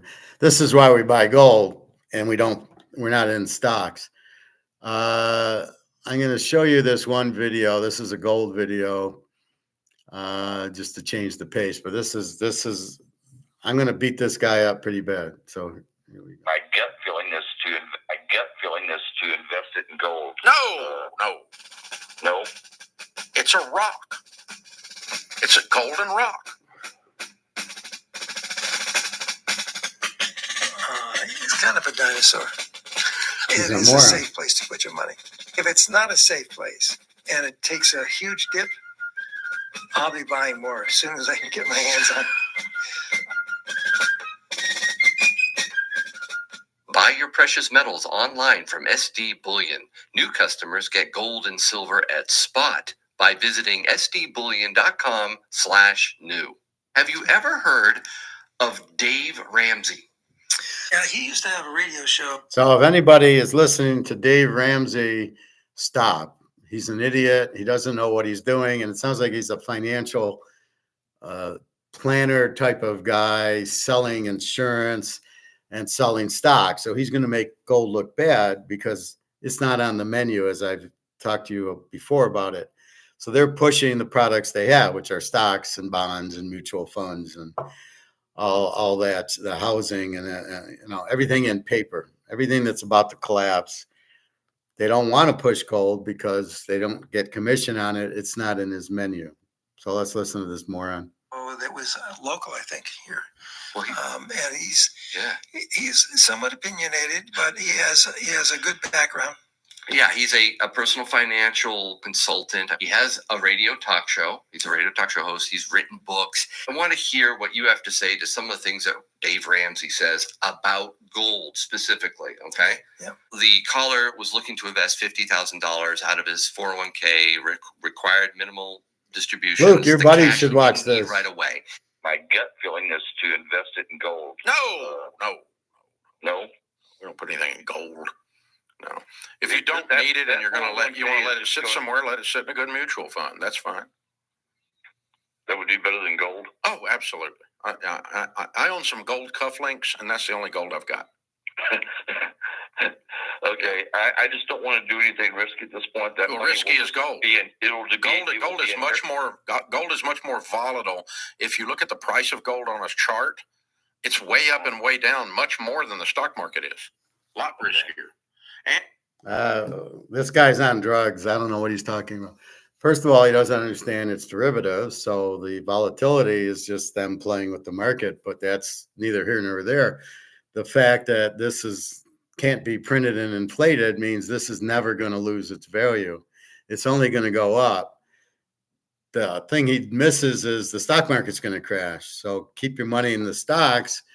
You just killed this guy. He's going to take 50,000 into gold. I wish the guy would listen to our class. He's going to put 50,000 in gold. It's the smartest move you guy ever made. And yet, no, because he's going to listen to this idiot. Who is this guy? He got a master's in finance, economics? Probably not. Who is he? He's a salesman. He wants you in mutual funds because that's what he sells, because he's interested himself. Gold's the only smart move. It is not volatile. Nobody's selling the gold. The demand for gold is extremely high with all the BRICS countries and all the central banks in the world buying it except for the U.S. You can't stay in the dollar. It's going to zero. The stock market's about to crash. The only safe place is gold. The fact it's volatile is a COMEX. It's a paper gold volatile, not the physical gold. So this guy doesn't know what the fuck he's talking about. And we'll listen to some more great examples this idiot has. And it does not yield the net return. The average annual rate of return on gold sucks. Really? Oh, really? Yeah, it's awful. He's a multimillionaire, no gold. Do you find that amazing? I think it's a little boring. No, he's absolutely right. How much of a return are you expecting to get when you're 70 years old? the return he's probably expecting is to leave something for his family. No, gold is not an investment. It's just a safe place to put your money. Right. If you have it in another vehicle that is not as safe, like an IRA Right. or 401k, it's, well, I have investments, as you well know. I do. I had terrific luck with the certain oil company that I invested in. But no, I hope that, when I decide to retire, I have a lot of gold. He says that gold is. Okay, gold is an investment. Let's define investment first. It's you buying something that you hope the price increases. Well, we've been buying gold, what, 1,600, 1,700? It's now 2,500. I made $800 an ounce. Is that not an investment? Did I not make money? Oh yeah, it doesn't pay a dividend or interest. Do I give a fuck if it goes up $800 per ounce? Did I not make money? And I'm doing it to get out of the dollar, and I'm doing it when gold hits 10,000 an ounce. Then what? Is it not an investment at that point? Gold is absolutely an investment. It's just not like stocks. It's a commodity. It's price fixed by JP Morgan. We understand that going in. It's not going to move like the stocks, but wait till the markets crash. Bitcoin's down to 52 or 53,000. Not that I care because I don't have any, but gold is going up. Silver at 30 an ounce. Wait till it hits 100, right? Is silver an investment? Absolutely. It's going to go up in value. It's being price fixed. So you've got to understand it's being price fixed. You got to understand the whole stock market's price fixed. I know you guys come at me with, is football fixed? Probably. I mean, to a point, I'm sure there's certain games fixed. Not like gold and not like the stock market, though. Don't think they're angels, that nobody's price fixing stocks. Amazon, Google, don't think those are free market. They're not. So again, what the fuck is he talking about? Hey, Luke. Okay. All right. So listen to this idiot. If you know Dave Ramsey, don't ever listen to him. Okay. Here we go. More volatile than the stock market.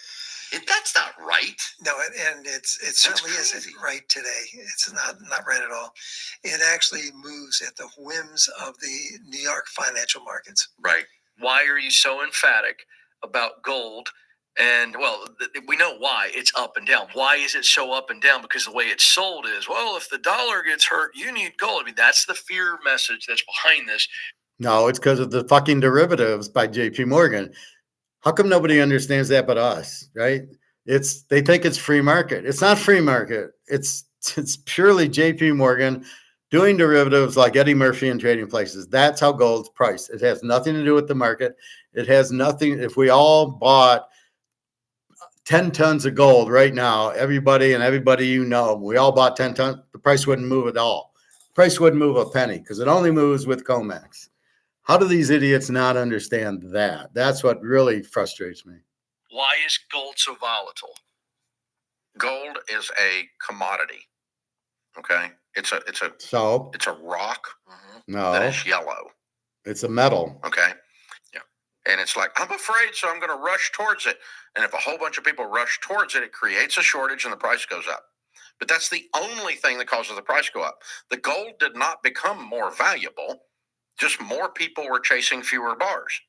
So that's the only way price is established.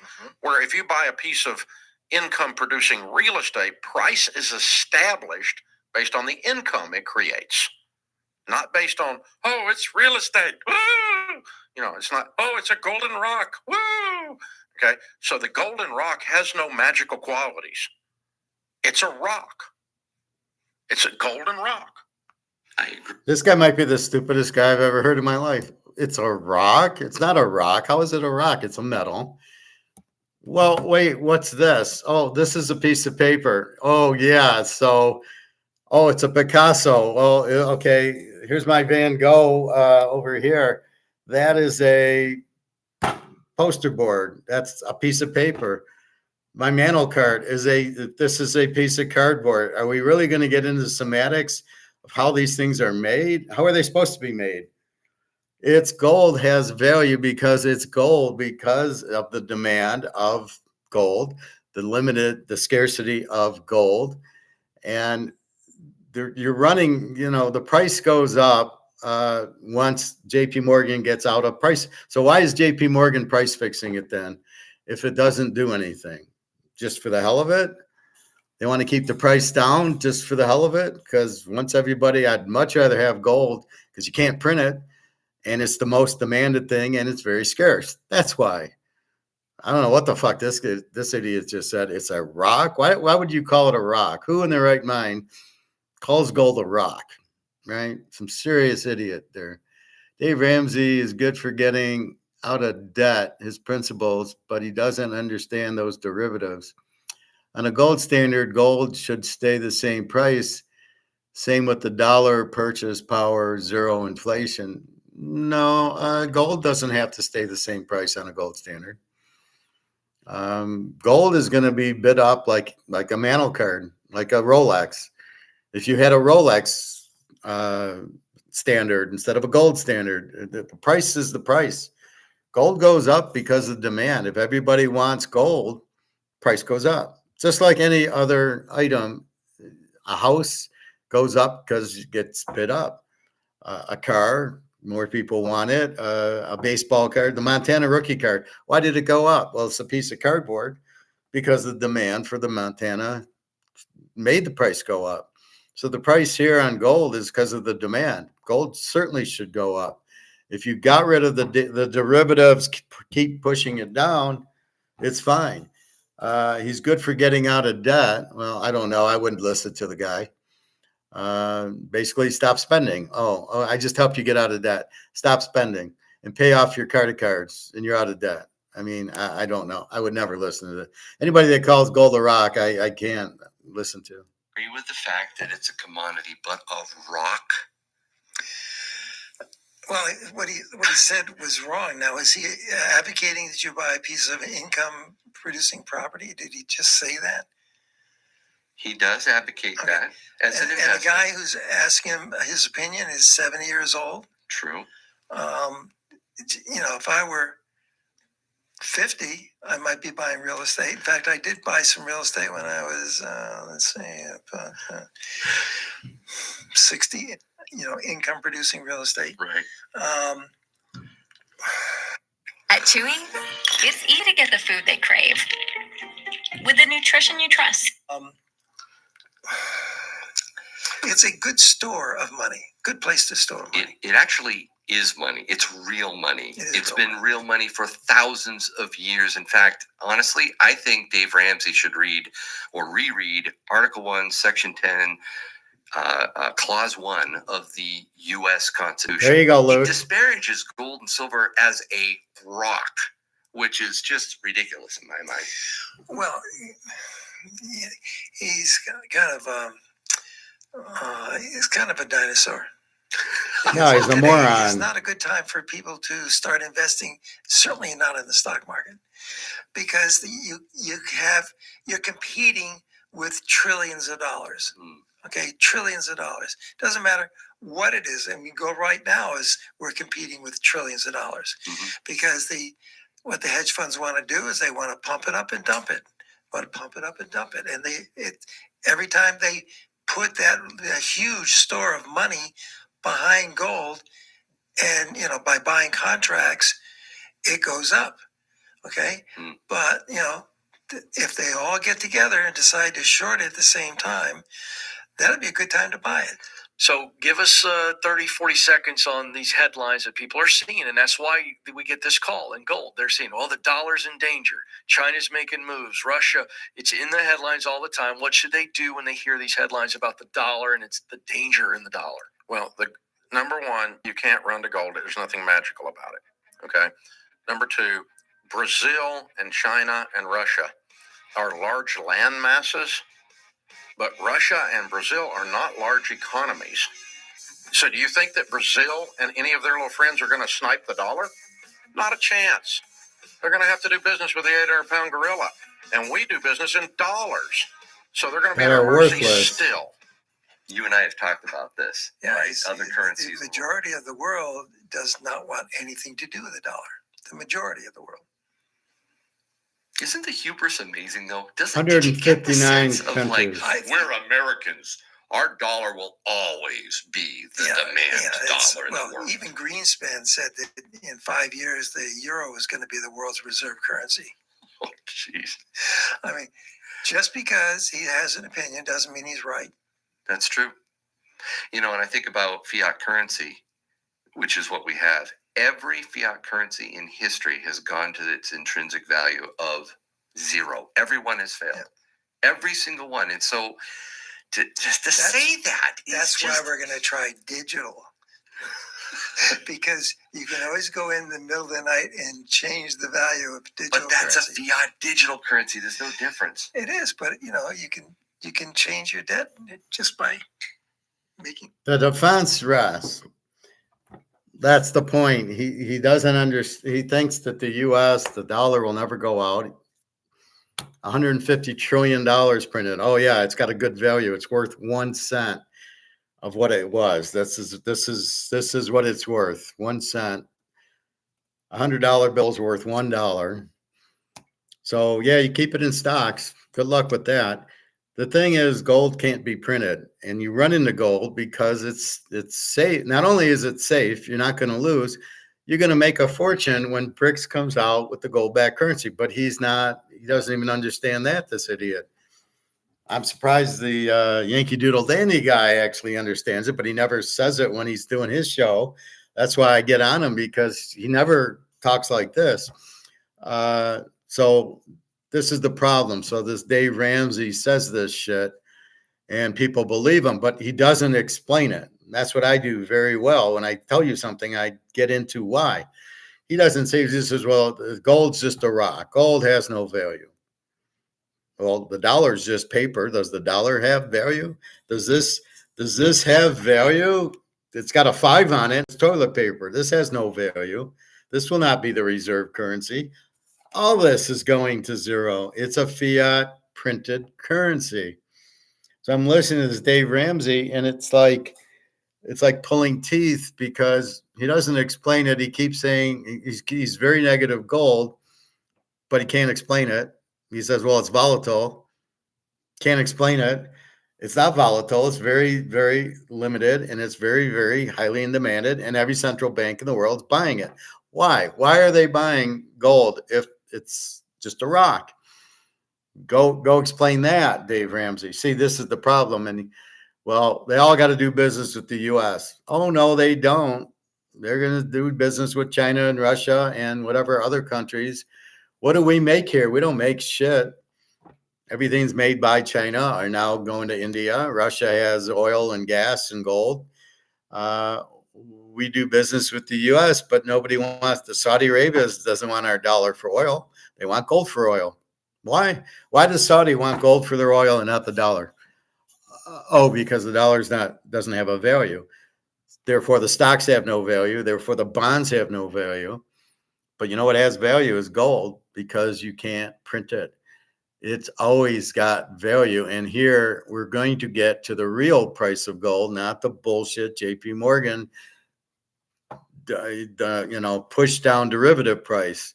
Wait till we get a free market price. So it's going to be 3,000 soon. And when BRICS comes out with it, they're going to say, hey, we want 5,000, 7,500, 10,000 an ounce, whatever they want. They're going to kill the U.S. and they know it. And we know it.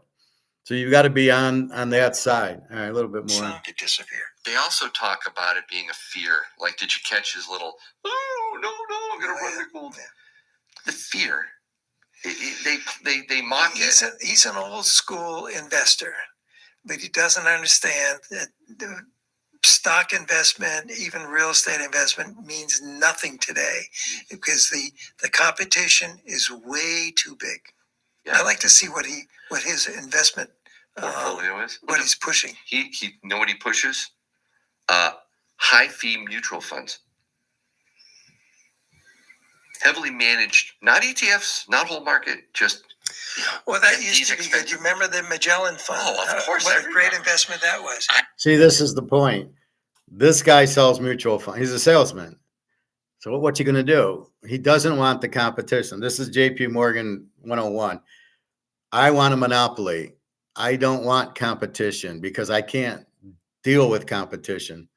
So that's why JP Morgan wants the dollar, because he prints the dollar. He's got a monopoly printing the dollar. So therefore he doesn't want gold. He doesn't want competition for it. So this guy doesn't want everybody running into gold because Dave Ramsey won't get commission on it because there's no commission on gold. So for him to make money, he's got to keep you in the stock market. So what's he doing? He's talking gold out. It's a rock. It doesn't give a dividend. It's not an investment. Why do you want it? Even though he's lying through his teeth, and we all know that, this is the problem. And then some of you guys listen to somebody like this, and you're like, oh, well, like your buddy, Luke, the 401k guy. He should be selling at least $3 million of his $4 million and buying gold with it. But will he? Our friend in Canada who bought a house for $700,000 could have put $400,000 in gold. Did he? No. And then they wonder why they go broke, and they're in the soup kitchen lines because they don't listen. They don't understand, and they don't listen. And then they listen to a Dave Ramsey who says, oh, no, buy stocks. You don't want to be in gold. Did you hear the guy in the beginning going, oh, I got 50 grand. I'm going to put it into gold. And he says, no. Why would you say no? That's a terrible advice for the guy. And the guy calling in doesn't know what to do is the problem. So he's reaching out to this Ramsey guy, and the Ramsey guy's lying through his teeth, doesn't know anything. And he's fucking this guy over, who's the smartest move he's making is putting the 50 grand into gold. Yet he's keeping him away. This is why I warn you guys, know who to listen to. You can't just because he talks loud and says, oh no, gold's a rock. I'd be like, no, it doesn't. But the dollar's just paper. What's the difference? Why would I want to be in paper that's printed $150 trillion worth out there and everybody's returning it? Nobody wants it. We're the 800-pound gorilla. You don't have to do it. Apparently 159 countries are joining BRICS because they don't want to deal with the U.S. So I don't know what he's talking about. It's going to be the U.S. who's going to have to change their currency to be in with BRICS because they're not going to have anybody to sell to. Nobody to sell to, guess what? You go out of business. But it doesn't matter because your dollar is going to be shit. And unless you come out with a gold-backed currency dollar, nobody wants your dollar. Nobody wants to play with you. And he's saying, well, we'll take the ball and go home. And you're like, well, nobody wants to play with you. I don't care what we are, the 800-pound gorilla. It makes no sense. All right, a little bit more. I was investing in mutual funds when I started. And we all did, but that those days are gone. Hedge funds eliminated Not mutual according funds. to Dave Ramsey. They're still going on here. Maybe he's selling his own mutual fund. This is from October of last year. Okay, October 2023. He's reading from a New York Times article, okay, that he loves. Gold is not, in any accepted sense, an investment at all. That is, it does not produce anything. It just sits there. Gold's sole financial function is as an inflation hedge. The question then becomes, how's that working out? All right, so he says gold is not an investment, to your point. Yeah. It's not. It just sits Sure there. is. Yep, it does. And it's an inflation hedge. I would call a long-term inflation hedge. It's an investment. We all know this. But you're before you can prove that's a good hedge against inflation, you've got to be getting rid of it. And that would be a mistake. In my opinion, you're buying it to hold on to it because it's a good place to leave some money. Right. And, if you want something to leave to your children, in my experience, again, the people who've been well taken care of are those that have some gold that they've inherited. Now, he calls it, he's reading from this article that gold is not an investment. And then he's going to go on and compare gold to investing, namely the stock market. So listen to this. In August of 71, the price of gold was arbitrarily fixed at $35 an ounce. $35 an ounce. By January of 80, the last time ordinary investors went totally gaga over it, gold had reached $800 an ounce. Thus, if you bought an ounce of gold nearly 44 years ago at $800, you now own an ounce of gold that is, at this writing, worth $1,965. That's up about 2.5 times, having produced in the interim, neither dividends nor interest nor anything else. All right, so he's talking about the gold price. Yeah. Originally, he says $35 an ounce before 1971. How did they say 2 days ago? And he's talking about And then a year ago.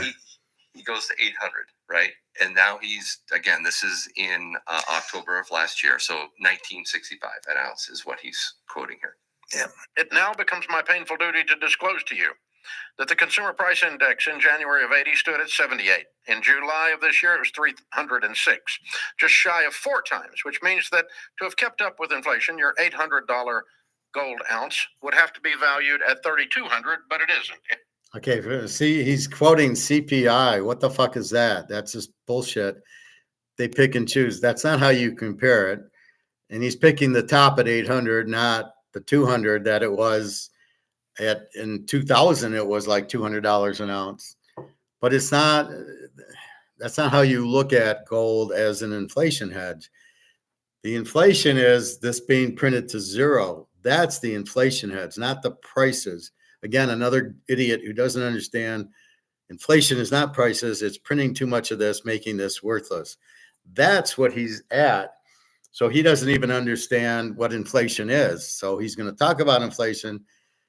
It's the hedges that when the dollar goes to zero, you have something that can't be printed and will increase in value 20 times. But since we haven't seen the dollar go out here, we have in Venezuela, Zimbabwe, and all the other places I tell you about, Rome, Germany, Spain, France, and England. When the dollar goes out, the only thing that lasts is gold. Okay, but he's looking at a consumer price index, which, and he's looking at $800. Why don't you go back to 1971, the $35, and compare it to today's 2,500? How did that do against the stock market, right? But, so he picks the highest point before it goes back down and then says, oh, it's at 800. So, of course, it's benefiting him to show this bullshit. It's at 1,900. So again, he's saying that inflation has gone up 4x, but not so much gold. It's only gone up 2.5 times. So not much of an inflation hedge. $800 invested in the S&P in January of 1980 left to compound would currently be worth $95,000, not $1,900. There's the difference in mutual funds and gold. Mic drop. Okay, old math is old math, and none of that is valid today. None of it is valid today. People got to understand that there are lots of things that contribute to inflation. The fact that there are so many people, I don't know what he thinks about digital currency or buying contracts and commodities. Mm-hmm. That's all thin air.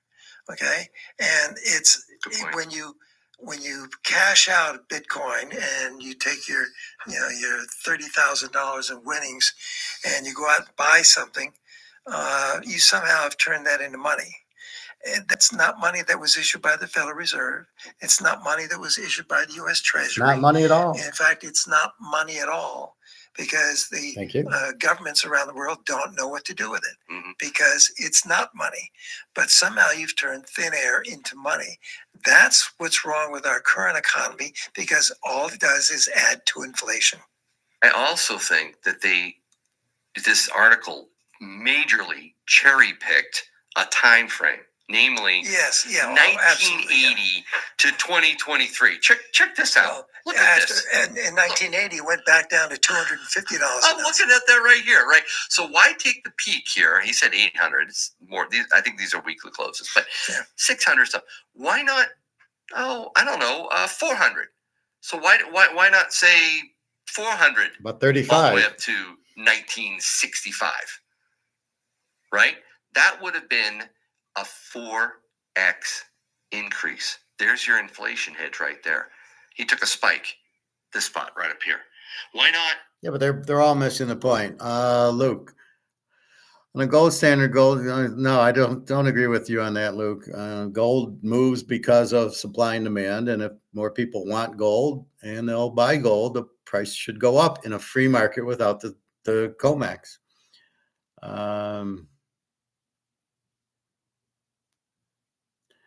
Luke, they'll have to revalue gold versus total M2 supply. That'll make it like 25,000 an ounce. Could happen overnight when the USD takes a plunge. There's no demand and scared people that hold it. With gold and with global derivatives blowing up, it could be worth $1 million an ounce. Well, that's what I'm saying. And then that's the hedge against the inflation.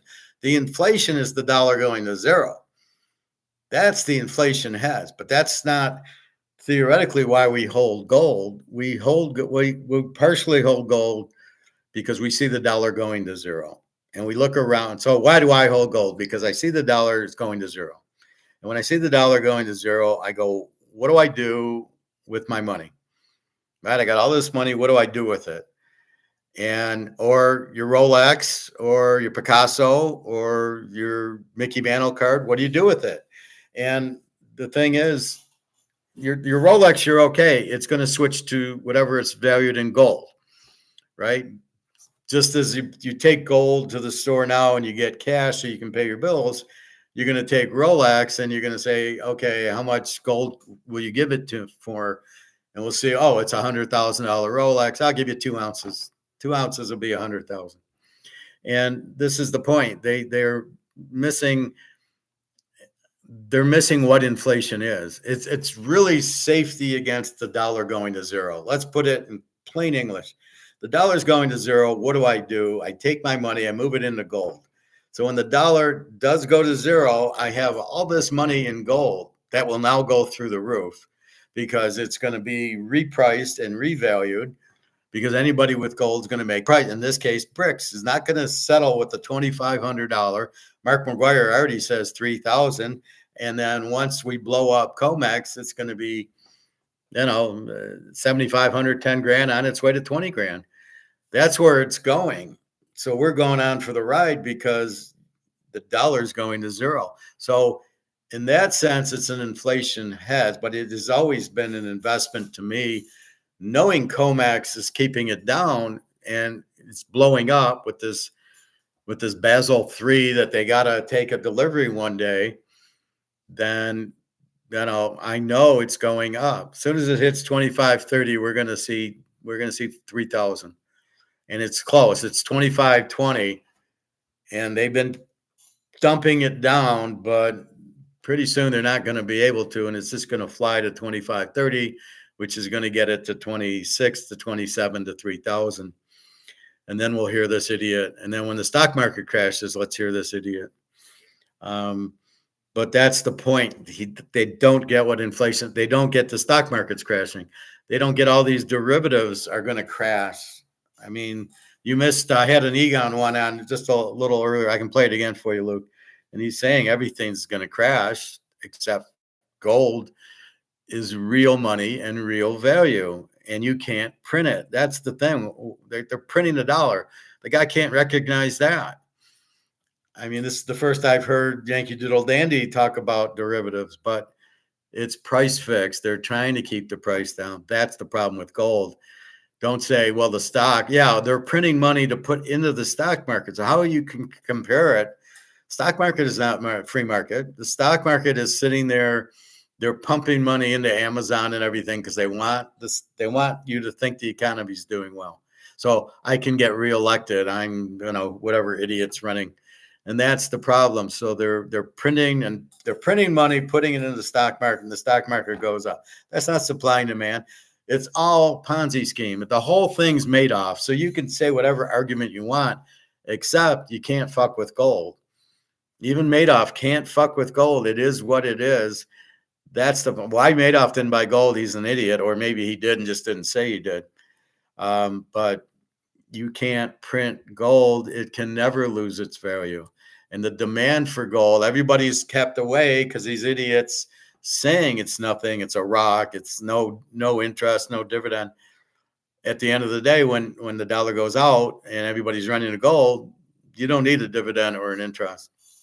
So the bottom line is, it is a hedge for the inflation, but the real inflation, the inflation of the dollar going to zero, that's what inflation is. And then what are you going to do with your money that's worthless?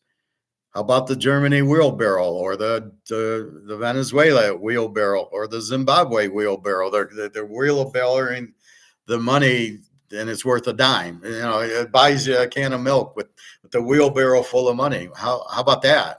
Let's not talk about that. So nobody wants the dollar, therefore it has no value. All right, 2 minutes left. Why did he not take the very beginning? $35 an ounce or $34 an ounce. Why? Somewhere here, you can draw the 200-day moving Average, right, as a yes. straight line. Yep. And it has been, up until this past year, that gold would always return to that slope. And that's been positive since 1970. Okay, that So 200-day moving average. So if you take 1970 and go to the spot price that they quoted, 1965, that's a 55x increase. And today, you know what the price of gold is today? $25.15. $25.15. So if you went from 1971 to today, we're talking over a 70x increase. There's your inflation hedge. So these people are scared of the stock market. Hey, if this collapses, I'll have my gold bars and it'll somehow keep its value in these dark times. But they've lost so much money and it hasn't even kept up with inflation, that I'm going, I'll be way better off than you. Just haven't been the tortoise over here investing in the stock market for 30, 40 years. Yeah. We don't find millionaires that say, I got rich buying gold. Oh, yeah? And that's not the point. My whole class is going to get rich buying gold. That is not the point. That is not the point. If he wants to get people rich, his mutual fund would probably have, Apple and Google and Amazon. These are the only stocks he has in his mutual fund. He says millionaires don't get rich buying gold. Well, I agree, but smart millionaires have gold to help them stay rich. That's true. That's true. It is a safe place to put your money. If it's not a safe place and it takes a huge dip, I'll be buying more as soon as I can get my hands on it. I mean, that is the way you need to look at gold and silver. If it drops, that's a bonus. That will allow you to acquire more at a better price. Exactly. So basically, this Dave guy is an idiot, but he wants to be like yelling at you so you believe him, I guess. This is the way I see people who don't understand, and they then yell at you to get you to listen so you believe them. Like the guy saying, well, I'm going to buy 50K in gold. And he says, well, I'll just stay in the stock market. What are you when it crashes? What are you going to do when the dollar goes to zero? Oh, that won't happen. Really? Go ask the Romans. I love using that one because you can relate to the Romans. How did they go out? They inflated their money. They printed, took all the gold and silver out, and they crashed. We're going to be any different? Really? That's the inflation why we're buying gold. And we will be rich with the gold because the gold will not need to be priced in dollars. This is the point of contention. Right now, it's 25.20 in dollars. But in gold, it's going to be 10 times more because when the dollar goes out, what's the price of gold going to be? A lot higher because that'll be the only money there is. And you watching BRICS. BRICS has the gold-backed currency. They're going through the roof. That's the point. Okay, so why are BRICS buying? Why does China have 80,000 tons of gold or 65,000 tons, and Russia, Putin, 20,000 tons? Why would they do that? It's a rock. It doesn't have a value. They won't be able to use the U.S. dollar. Oh, wait a minute. We've sanctioned them, so they can't use the U.S. dollar. They have no choice.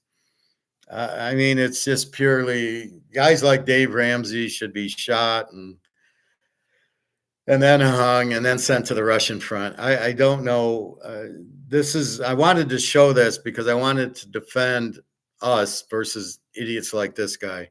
And there's all these guys doing this bullshit. It's because they sell the paper. They're on the Titanic and they're trying to tell you it's not sinking.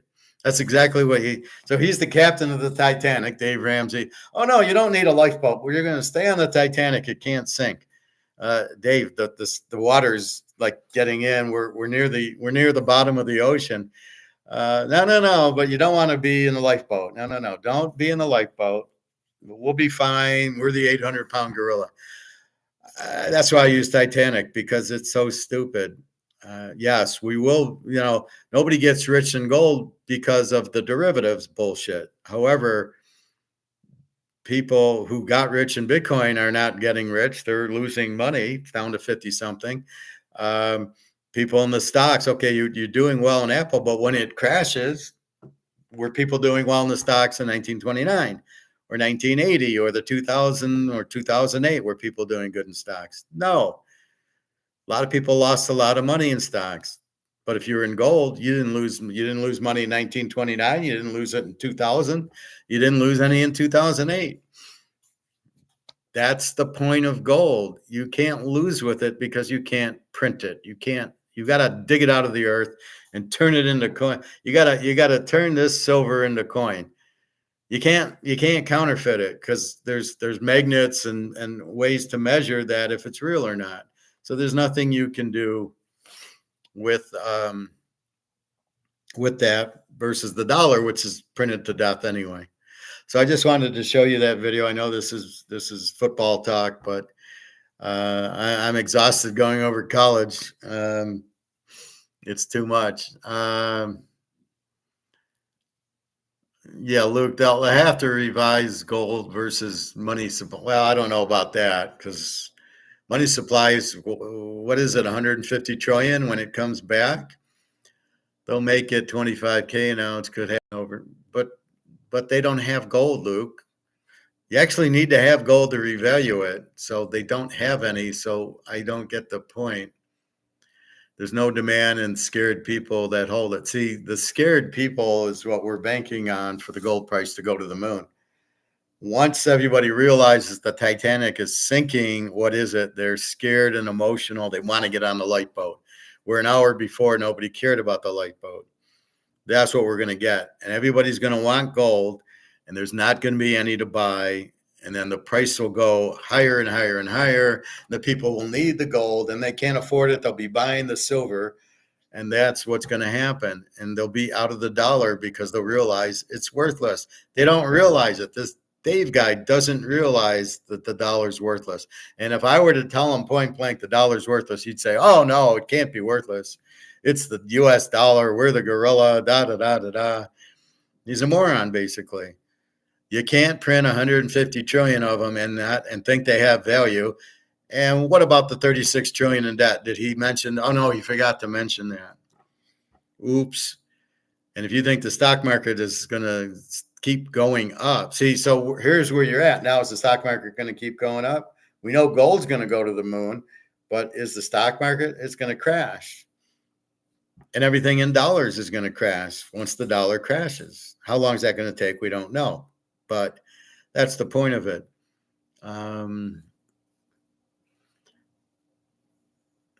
Well, gold will be worth gold. And like I say, you'll be able to buy your house with 2 ounces, or the Rolex with an ounce or two, $100,000, maybe 2 ounces of gold. Again, it's got to get repriced. It's priced in the inflated bullshit dollar price. So it takes 100,000 of these to buy your Rolex, or 500,000 to buy your house. But that's in this. When you go to gold, it's not going to be 100,000 for the Rolex. In gold, it'll be an ounce or two. It'll come down to like $100 for the Rolex of gold dollars, because that's how bad the dollar's worth. Nobody wants the dollar. 159 countries want to join BRICS. So they don't want it. So the value of the dollar is worthless, except for in America. But we know it's out. I mean, it's just getting out there, because you got idiots like this guy saying how, buy stocks. Jesus Christ, what a fucking idiot. Well, thank you, Greg John. Well, gold's going to make us rich. Absolutely. Well, the stock market could be okay, but it's being manipulated the same way as gold and the other way. So the stock market will crash when all the foreigners pull their money out of the stock market. Most of the stock market is by foreigners. Japan, China, England, Germany, France, Italy, all these guys are in our stock market. It's not only U.S. people in the U.S. stock market. And when they smell the dollar going out, they're going to pull it. But as the market went down, what did J.P. Morgan do? He printed more money, and so it went down 1,000, and then he immediately pushed the price back up because there's an election. So we're not getting the real price of the stock market. However, we're not getting the real price of gold. We know the gold price is much higher. We know the stock price is really lower and being pumped up. You don't know what the stock price is. It's all a Madoff. You have no idea what it is. Gold and silver. We don't know what the real price of gold and silver is. We know it's much higher, but we don't know the real. I don't know. This is not $30 an ounce. I guarantee you that. But we don't know, since the derivatives are pushing it down, what is the real physical price, and that's what we're waiting for. And my guess is at least 1,000 an ounce. My guess with gold is at least 10,000 an ounce. The real price, physical. But we know the stock market, the real price is probably 10,000, not 40. So it's working the other way with the stock market. They're keeping it up, and they're keeping gold and silver down, although they're running out of chances to keep the gold up. Let's see what gold is at now.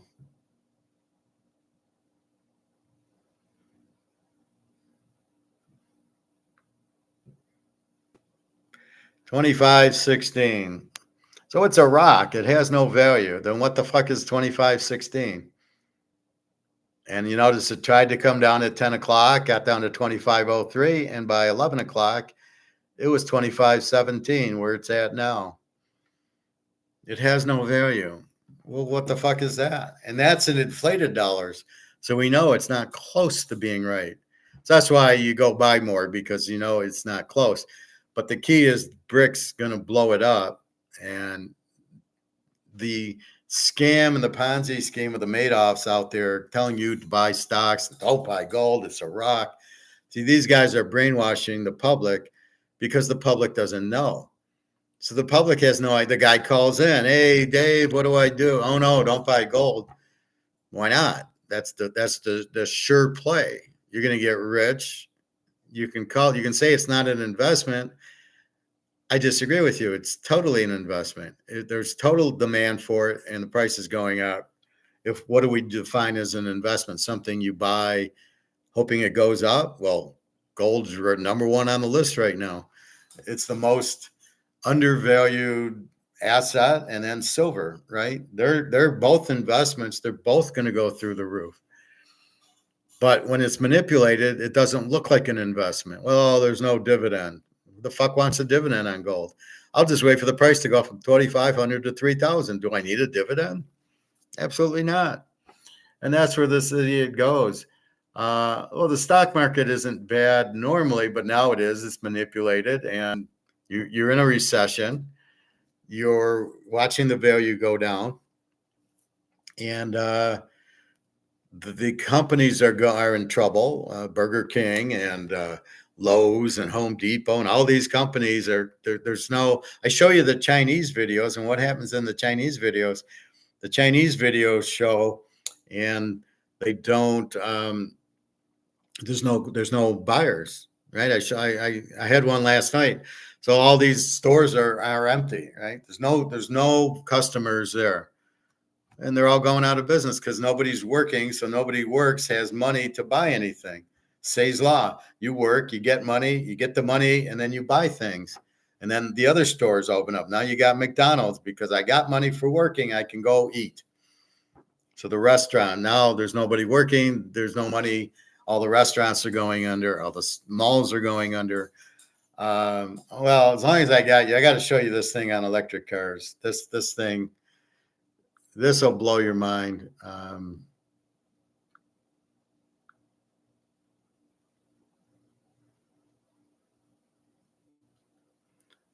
All right. All you need to watch is about 2 minutes of this. 5 reasons you need need these shirts. 1. They're designed to be tighter around your arms, chest, and I've ever felt since driving an ncaa, but it wonon't charge. Once this light comes on, the car can only go a few kilometers at most. So you've been waiting here since 3 a.m.? Yeah, there's no other way. I woke up at This 5:30 is this China. morning just to charge. They can't charge their Can't believe electric it. cars. As a car vlogger, I never imagined there could be such a huge issue with electric cars. Right now, I'm in Chengdu, trying to charge my electric car at a station. And only after arriving here did I realize I can't charge it. The plug is connected, and when I scan the code, it says the terminal is not operational. I thought maybe the charger was broken, so I switched to another one, but it still didn't work. It's not just me. Nobody here is able to charge their car. After asking around, I found out it's because of power restrictions. Hey man, are you able to charge? Nope. It seems like none of us can. Can't charge at all. Hey buddy, how much battery do you have left? What's the percentage? 15%. Did your car manage to charge? I can't charge mine either. How much battery do you have left? My car is a hybrid, so I can still use fuel. Hybrid's still good, but for range extended EVs, forget about charging. I'm just here to check things out. Yeah, nothing we can do. Just use fuel for the next couple of days. Hey man, can your car charge at all? Nope. So you're out of luck too. Power won't be restored until midnight. I tried yesterday, didn't work. Tried again today, still nothing. When I got here, I thought at least a few charges would work. There are cars plugged in with no one inside, but the chargers aren't even working. What are they doing? They're waiting for midnight when the power comes back, so they can charge without waiting in line. I grew up in the north, so I don't fully understand what power restriction means. I thought it just meant limited electricity use, but now I'm at this charging station where there's no power at all. You can see all these people pushing their cars, but pushing doesn't help either. Some of them even have kids with them, waiting to charge. Even a DD driver just left because he couldn't charge. And more electric cars keep arriving. This is the most anxious I've ever felt since driving an EV. It's not that I can't find a charging station. It's not about waiting for a charger. There are chargers here, but no electricity. I've only got a little bit of battery left. With so many electric cars on the road now, do you think these power restrictions are reasonable? At the second charging station, there's still a power restriction. Can we charge at all? What time will power be back? Midnight. It's been like this everywhere in Chengdu lately. So there's no power at all? Can I take a look? So you want to buy an electric car, huh? Welcome to China, but welcome to the electric car world. Oh, what do you mean there's no power? I can't charge my car. I can go to a gas station and pump it up. It takes 5 minutes and that's it. No, so you want to get an electric car, pay way too much for it, and then I can't charge it. Put a solar panel on your roof. That'll do it. Amazing, right? This is the problem with it. There's way too many problems with electric cars. This was not what was demanded by Say's Law. We make our money. Nobody said I want an electric car. I'm fine in my Camry. That's gas powered. It's so stupid. And then here, now this is China. It's coming here. If these idiots want to go solar and windmill, there's definitely not enough power to do. I showed you Egon yesterday where he said it's 85% is fossil fuels. You don't know if the wind doesn't blow, you don't get windmill power. And if the sun's out, you don't get solar power. But we always have fossil fuels and gas and oil and electricity and everything. You have to have that to be productive, to open a plant, to open a store, to go get groceries. You've got to have that. So just please be careful. I would not recommend electric car. For what reason? So you can get trapped in your electric car, or you can't plug it in, or you got to wait all day to plug it in. He was there at like 3 a.m. and he still can't plug it in. So you want to waste your time? Well, I was out for 3 days trying to plug my car into the charger. What a nightmare. China's having a big problem. China's going broke. The gold will save them. Let's see. Here's a good one on China's bank giving out fake dollars. I love this one. This credit card has an interest rate that's really, really low. How low? This low. The credit 100 yuan on August 27th, 2024, a woman from Shandong identified as Wen Wei reported that she had withdrawn 50,000 yuan from a bank, but 30,000 of that was not real money. The 30,000 yuan came in 3 different colors. This money was meant to pay the workers' wages. Look, one of the bundles was opened, and only the first bill is real. Look at the rest of it. When Wen Wei brought the bills closer, the top one was labeled Special Bill Counting Competition Practice Voucher. This voucher is a prop used by bank employees to practice counting bills, and it has no legal monetary value. Wen Wei reported the issue to the police, hoping to find out the truth. However, the responsible department at the China Postal Savings Bank denied any fault, claiming it was impossible for the bank to give customers practice vouchers. The police said the matter was under further investigation. Despite the bank's denial, mainland reporters found that Wen Wei was not the first to receive such practice vouchers from a bank. Earlier this year, an elderly man in Tianjin withdrew 500 yuan. After spending 100 yuan, a store told him the remaining 400 yuan were practice vouchers. The elderly man returned to the bank to ask about it, but received a similar response as Wen Wei. The staff member said that all the bank's money passes through machines, so the bank couldn't have given him practice vouchers. They suggested his money had likely been swapped by someone else, and the bank was not responsible. Chinese media speculated that the elderly man's withdrawal likely contained only one genuine bill, the 100 yuan he spent, while the rest were practice vouchers. Since he didn't check the money before leaving, the problem wasn't discovered until he tried to spend it. Media reports concluded that the bank likely bore significant responsibility, despite the staff's attempt to shift the blame. Between August 27th to 29th, a protest related to a bank occurred in Guishi County, Henan. Villagers posted videos saying that they couldn't withdraw their savings from the local agricultural bank because the bank had used their money to fund a housing project. When the real estate company went bankrupt, their money was gone, and the bank refused to acknowledge the losses, leaving the villagers unable to win their case in court. In the video, a group of villagers gathered outside the bank, repeatedly shouting, "Apologize, agricultural bank."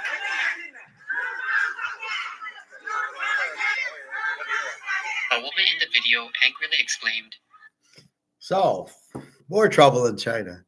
So be careful. This is why I don't want to use cash. I know my gold's good, right?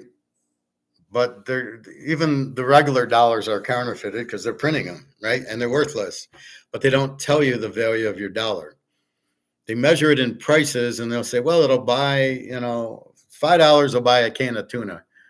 That's how you measure your value of your dollar. But yet gold is measured, it's $25, $20. So you know the price of the gold, but you don't know the price of the dollar. And now you have this bullshit where the banks purposely, it's like one of these con TV shows where they put the real dollar on top and the rest is like magazine things. So more issues in China. So China's collapsed. I don't know. And they're sitting on 65,000 tons of gold. I can't figure it out. Use the gold, maybe, right? Fix your economy. And so that's definitely why they're going to a gold-backed currency, because then they can't fuck with it. But yeah, a lot of problems in China, a lot of problems in Japan, a lot of problems in Venezuela and Africa. Africa wants to go on a gold-backed currency also. Everybody who's got intelligence realizes that you can't print gold, that you go on a gold-backed currency, not to go on a fiat. Let's use the dollar as our money. Oh, is that safe? But nobody wants it. So it's amazing how many countries use the US dollar as their money. But the euro certainly will not be. The euro will be broke also. It's not backed by gold, and it's being printed heavily just like we are. So the smart countries want to go on gold-backed currency because you can't fuck the gold. You can't print it, right? But George Soros, who's running the West, doesn't want us on the gold-backed currency. So he'll destroy us before, because that's what he wants to do. So he's doing a good job of it. Anyway, Luke, you still there? We'll think of us. I don't know. We're still going to go to a Steeler game now with Fields.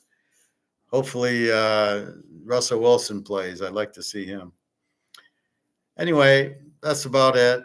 So a lot of football, and then a little bit of this. I wanted to show you this Yankee Doodle Dandy guy and this Dave Roberts guy. Please don't listen to him. He's obviously a very, very Keynesian person who is a liberal who wants to yell at people. So he's right. Do I ever yell? I don't think so. I mean, that's the people that yell are scared and they don't know what they're talking about. So if they yell at you, then they must be right and you must listen and you won't ask questions. But the questions that were being asked, he was ignoring, I want to buy gold. It'll protect. What if the stock market crashes? And he didn't respond to it. So it's not a matter of if it will crash, it's when. It's not when, if the dollar collapses, it's when. And it's like, when will silver, it's the same thing with silver. It will go up to 1,000 an ounce, it's when. And gold will go up to 10,000 an ounce, it's when. Not if, but when. It's being held. The U.S. is fighting the gold, as you can see. But gold, I got a feeling by the end of this week, it'll be 2,600 on its way to 3,000 on its way to 5,000.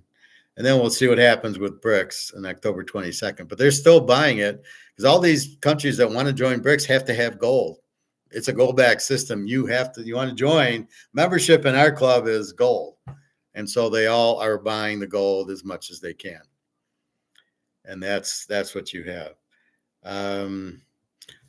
Just started looking at football, so I will see if I can get a few locks. Judging by the spread changes from what I have to them, there will be some. I will. So I'm going to study tonight and tomorrow. It's only Tuesday. By Thursday, I should have my college picks posted, and we'll see. The locks are not. Maybe I have them, maybe I didn't. 3-1 in my locks last week.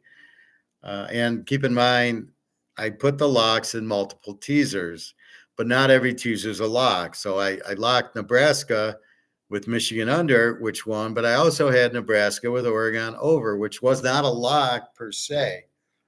So that's how you do teasers. You've got to realize it's picking two teams, but if you get a team that you love, you need to put them in two teasers. And you need to bet them for more.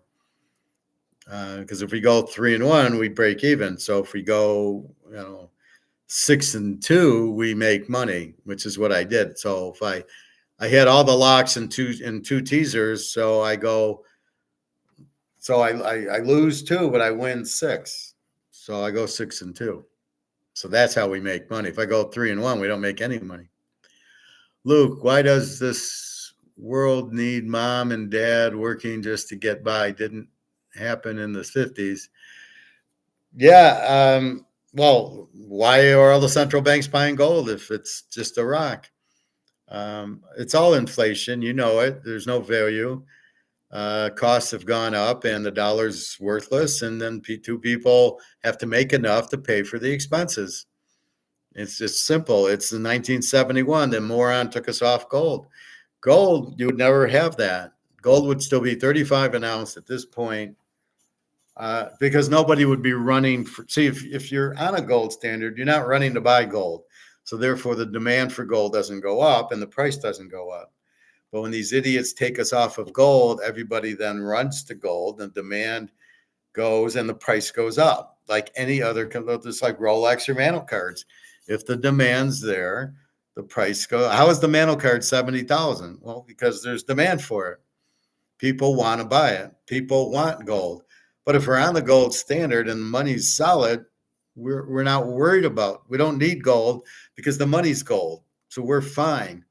Nothing's going to happen. But now the fear of the Titanic sinking, of the dollar going to zero, drives us all to gold because we don't want to lose all our money. We work too hard for it. So unless you're a total idiot and you want to stay in the stock market, like your friend, you're going to get killed because you don't know what you're doing and you think, oh, this is great.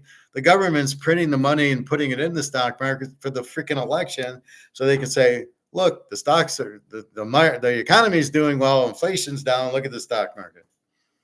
That's what they're doing. And if gold gets to 5,000 an ounce by the election, then they'll realize there's problems. And so that's what they're kind of pushing it down.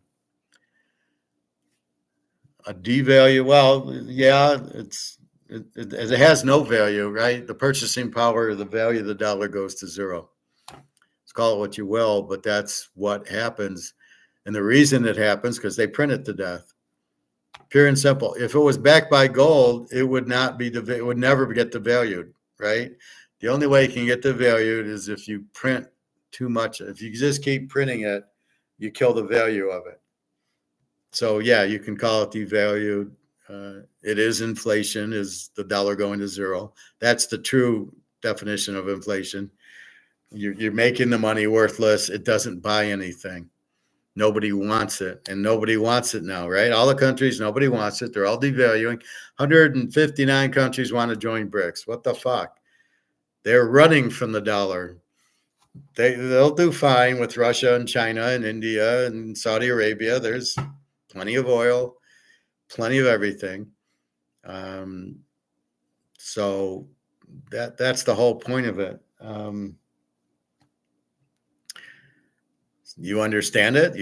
We've taken measures to protect ourselves, which is gold and silver.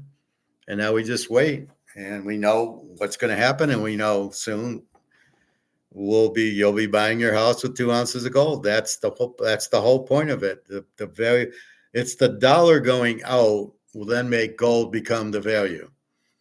And the gold value will go up because all the people are going to want gold and silver. They're going to demand it because their dollars are worthless, and they're going to flood it, and that's just going to raise. So it's like your brother with the Ohio State, Oregon tickets.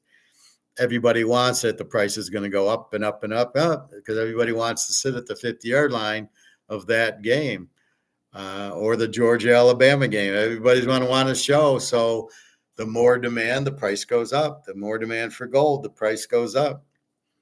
I mean, that's all it is. And people should start getting out of their dollars. But the rich guys, they listen to Dave Ramsey and Warren Buffett, well, even he sold his stocks. His problem is he didn't do anything with the money. He got off the Titanic by selling his stocks. So now he's got money. He's still on that Titanic. Warren Buffett needs to get to the lifeboat, which is gold. But he's too stupid to do it. He doesn't understand it. Gold doesn't have a value. Well, you're listening to Dave Ramsey, it sounds like. You're fucking going to go broke, Warren Buffett. So is Gates and Zuckerberg and all these idiots, because they don't know about gold. They listen to Dave Ramsey, right? So if you're Warren Buffett and you hear this Dave Ramsey guy, you go, yeah, okay, why should I buy gold? Believing that he knows what he's talking about. That was the point of me showing you the video, was to show you that how poisonous these guys are, and they're fucking with everybody, which pisses me off, because people watching are now, I won't go into gold. I'll go into the mutual fund, and then when that goes to zero, you just fucked me because I wanted to put 50 grand in gold and you talked me out of it. I'm going to sue your ass. What's his background? He's a salesman. He doesn't know what he's talking about. He's just wrong. Houses that have, income. Really? Wait, houses are just wood. I mean, it's just wood. That's, wooden and plaster and, electricity and water. I mean, that's all a house is. Why does that have a value? It's producing income. Really? Is it still? Do I have tenants? So, I mean, it's a lot of it. A lot of it's bullshit. And again, anybody that yells doesn't know what they're talking about. They're doing it because they're scared and they're insecure and they don't know.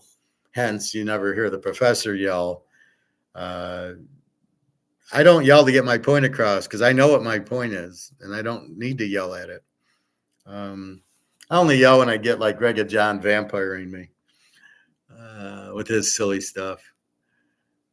But yeah, gold. Put it this way, the dollar's not going to make you rich. Stocks aren't going to make you rich. Bitcoin isn't going to make you rich. The only thing going to make you rich is Rolex, Mantle cards, and gold and silver. And we're not even in this to get rich, but we're going to get rich. Our key is to save our money. You got a couple $100,000 and you move it into gold. You didn't lose 200 grand. That's the real primary reason. But because it's been price fixed with the derivatives by JP Morgan, all we want is the fair price of gold and get the derivatives out and let it go. And that's where we're going to get rich. So we're getting a double header. Are not going to lose our money in the dollar, and the gold's going to go to the moon, because here comes the frenzy. People are calling this Dave guy's show and saying, hey, I want to buy gold. Why are they calling it? Why are they scared of the market crashing? Because it's about to crash. They're keeping it up they keep printing money to keep it up, but the money they're printing is worthless. You're welcome, Luke. Let me know what game you want to come down to. Yeah, it'd be fun. Although I want to see Russell Wilson. I don't need to see Fields. I can't believe it. Probably the best game would be a Baltimore game, or Cincinnati if Joe Burrow gets his act together. Would be a good game to go see. Yeah, because they looked really good yesterday, except for Fields. Yeah, he can't quite get you touchdowns. But Atlanta's even worse. Kirk Cousins, my God. I'd rather have Fields than Cousins, and Fields stinks. But yeah, I'll let you know. I'm trying to arrange this Italy trip in October. So I will see. I'll probably go to Italy on like a Tuesday. I have class with the guy on Monday. It was an interesting football class last night.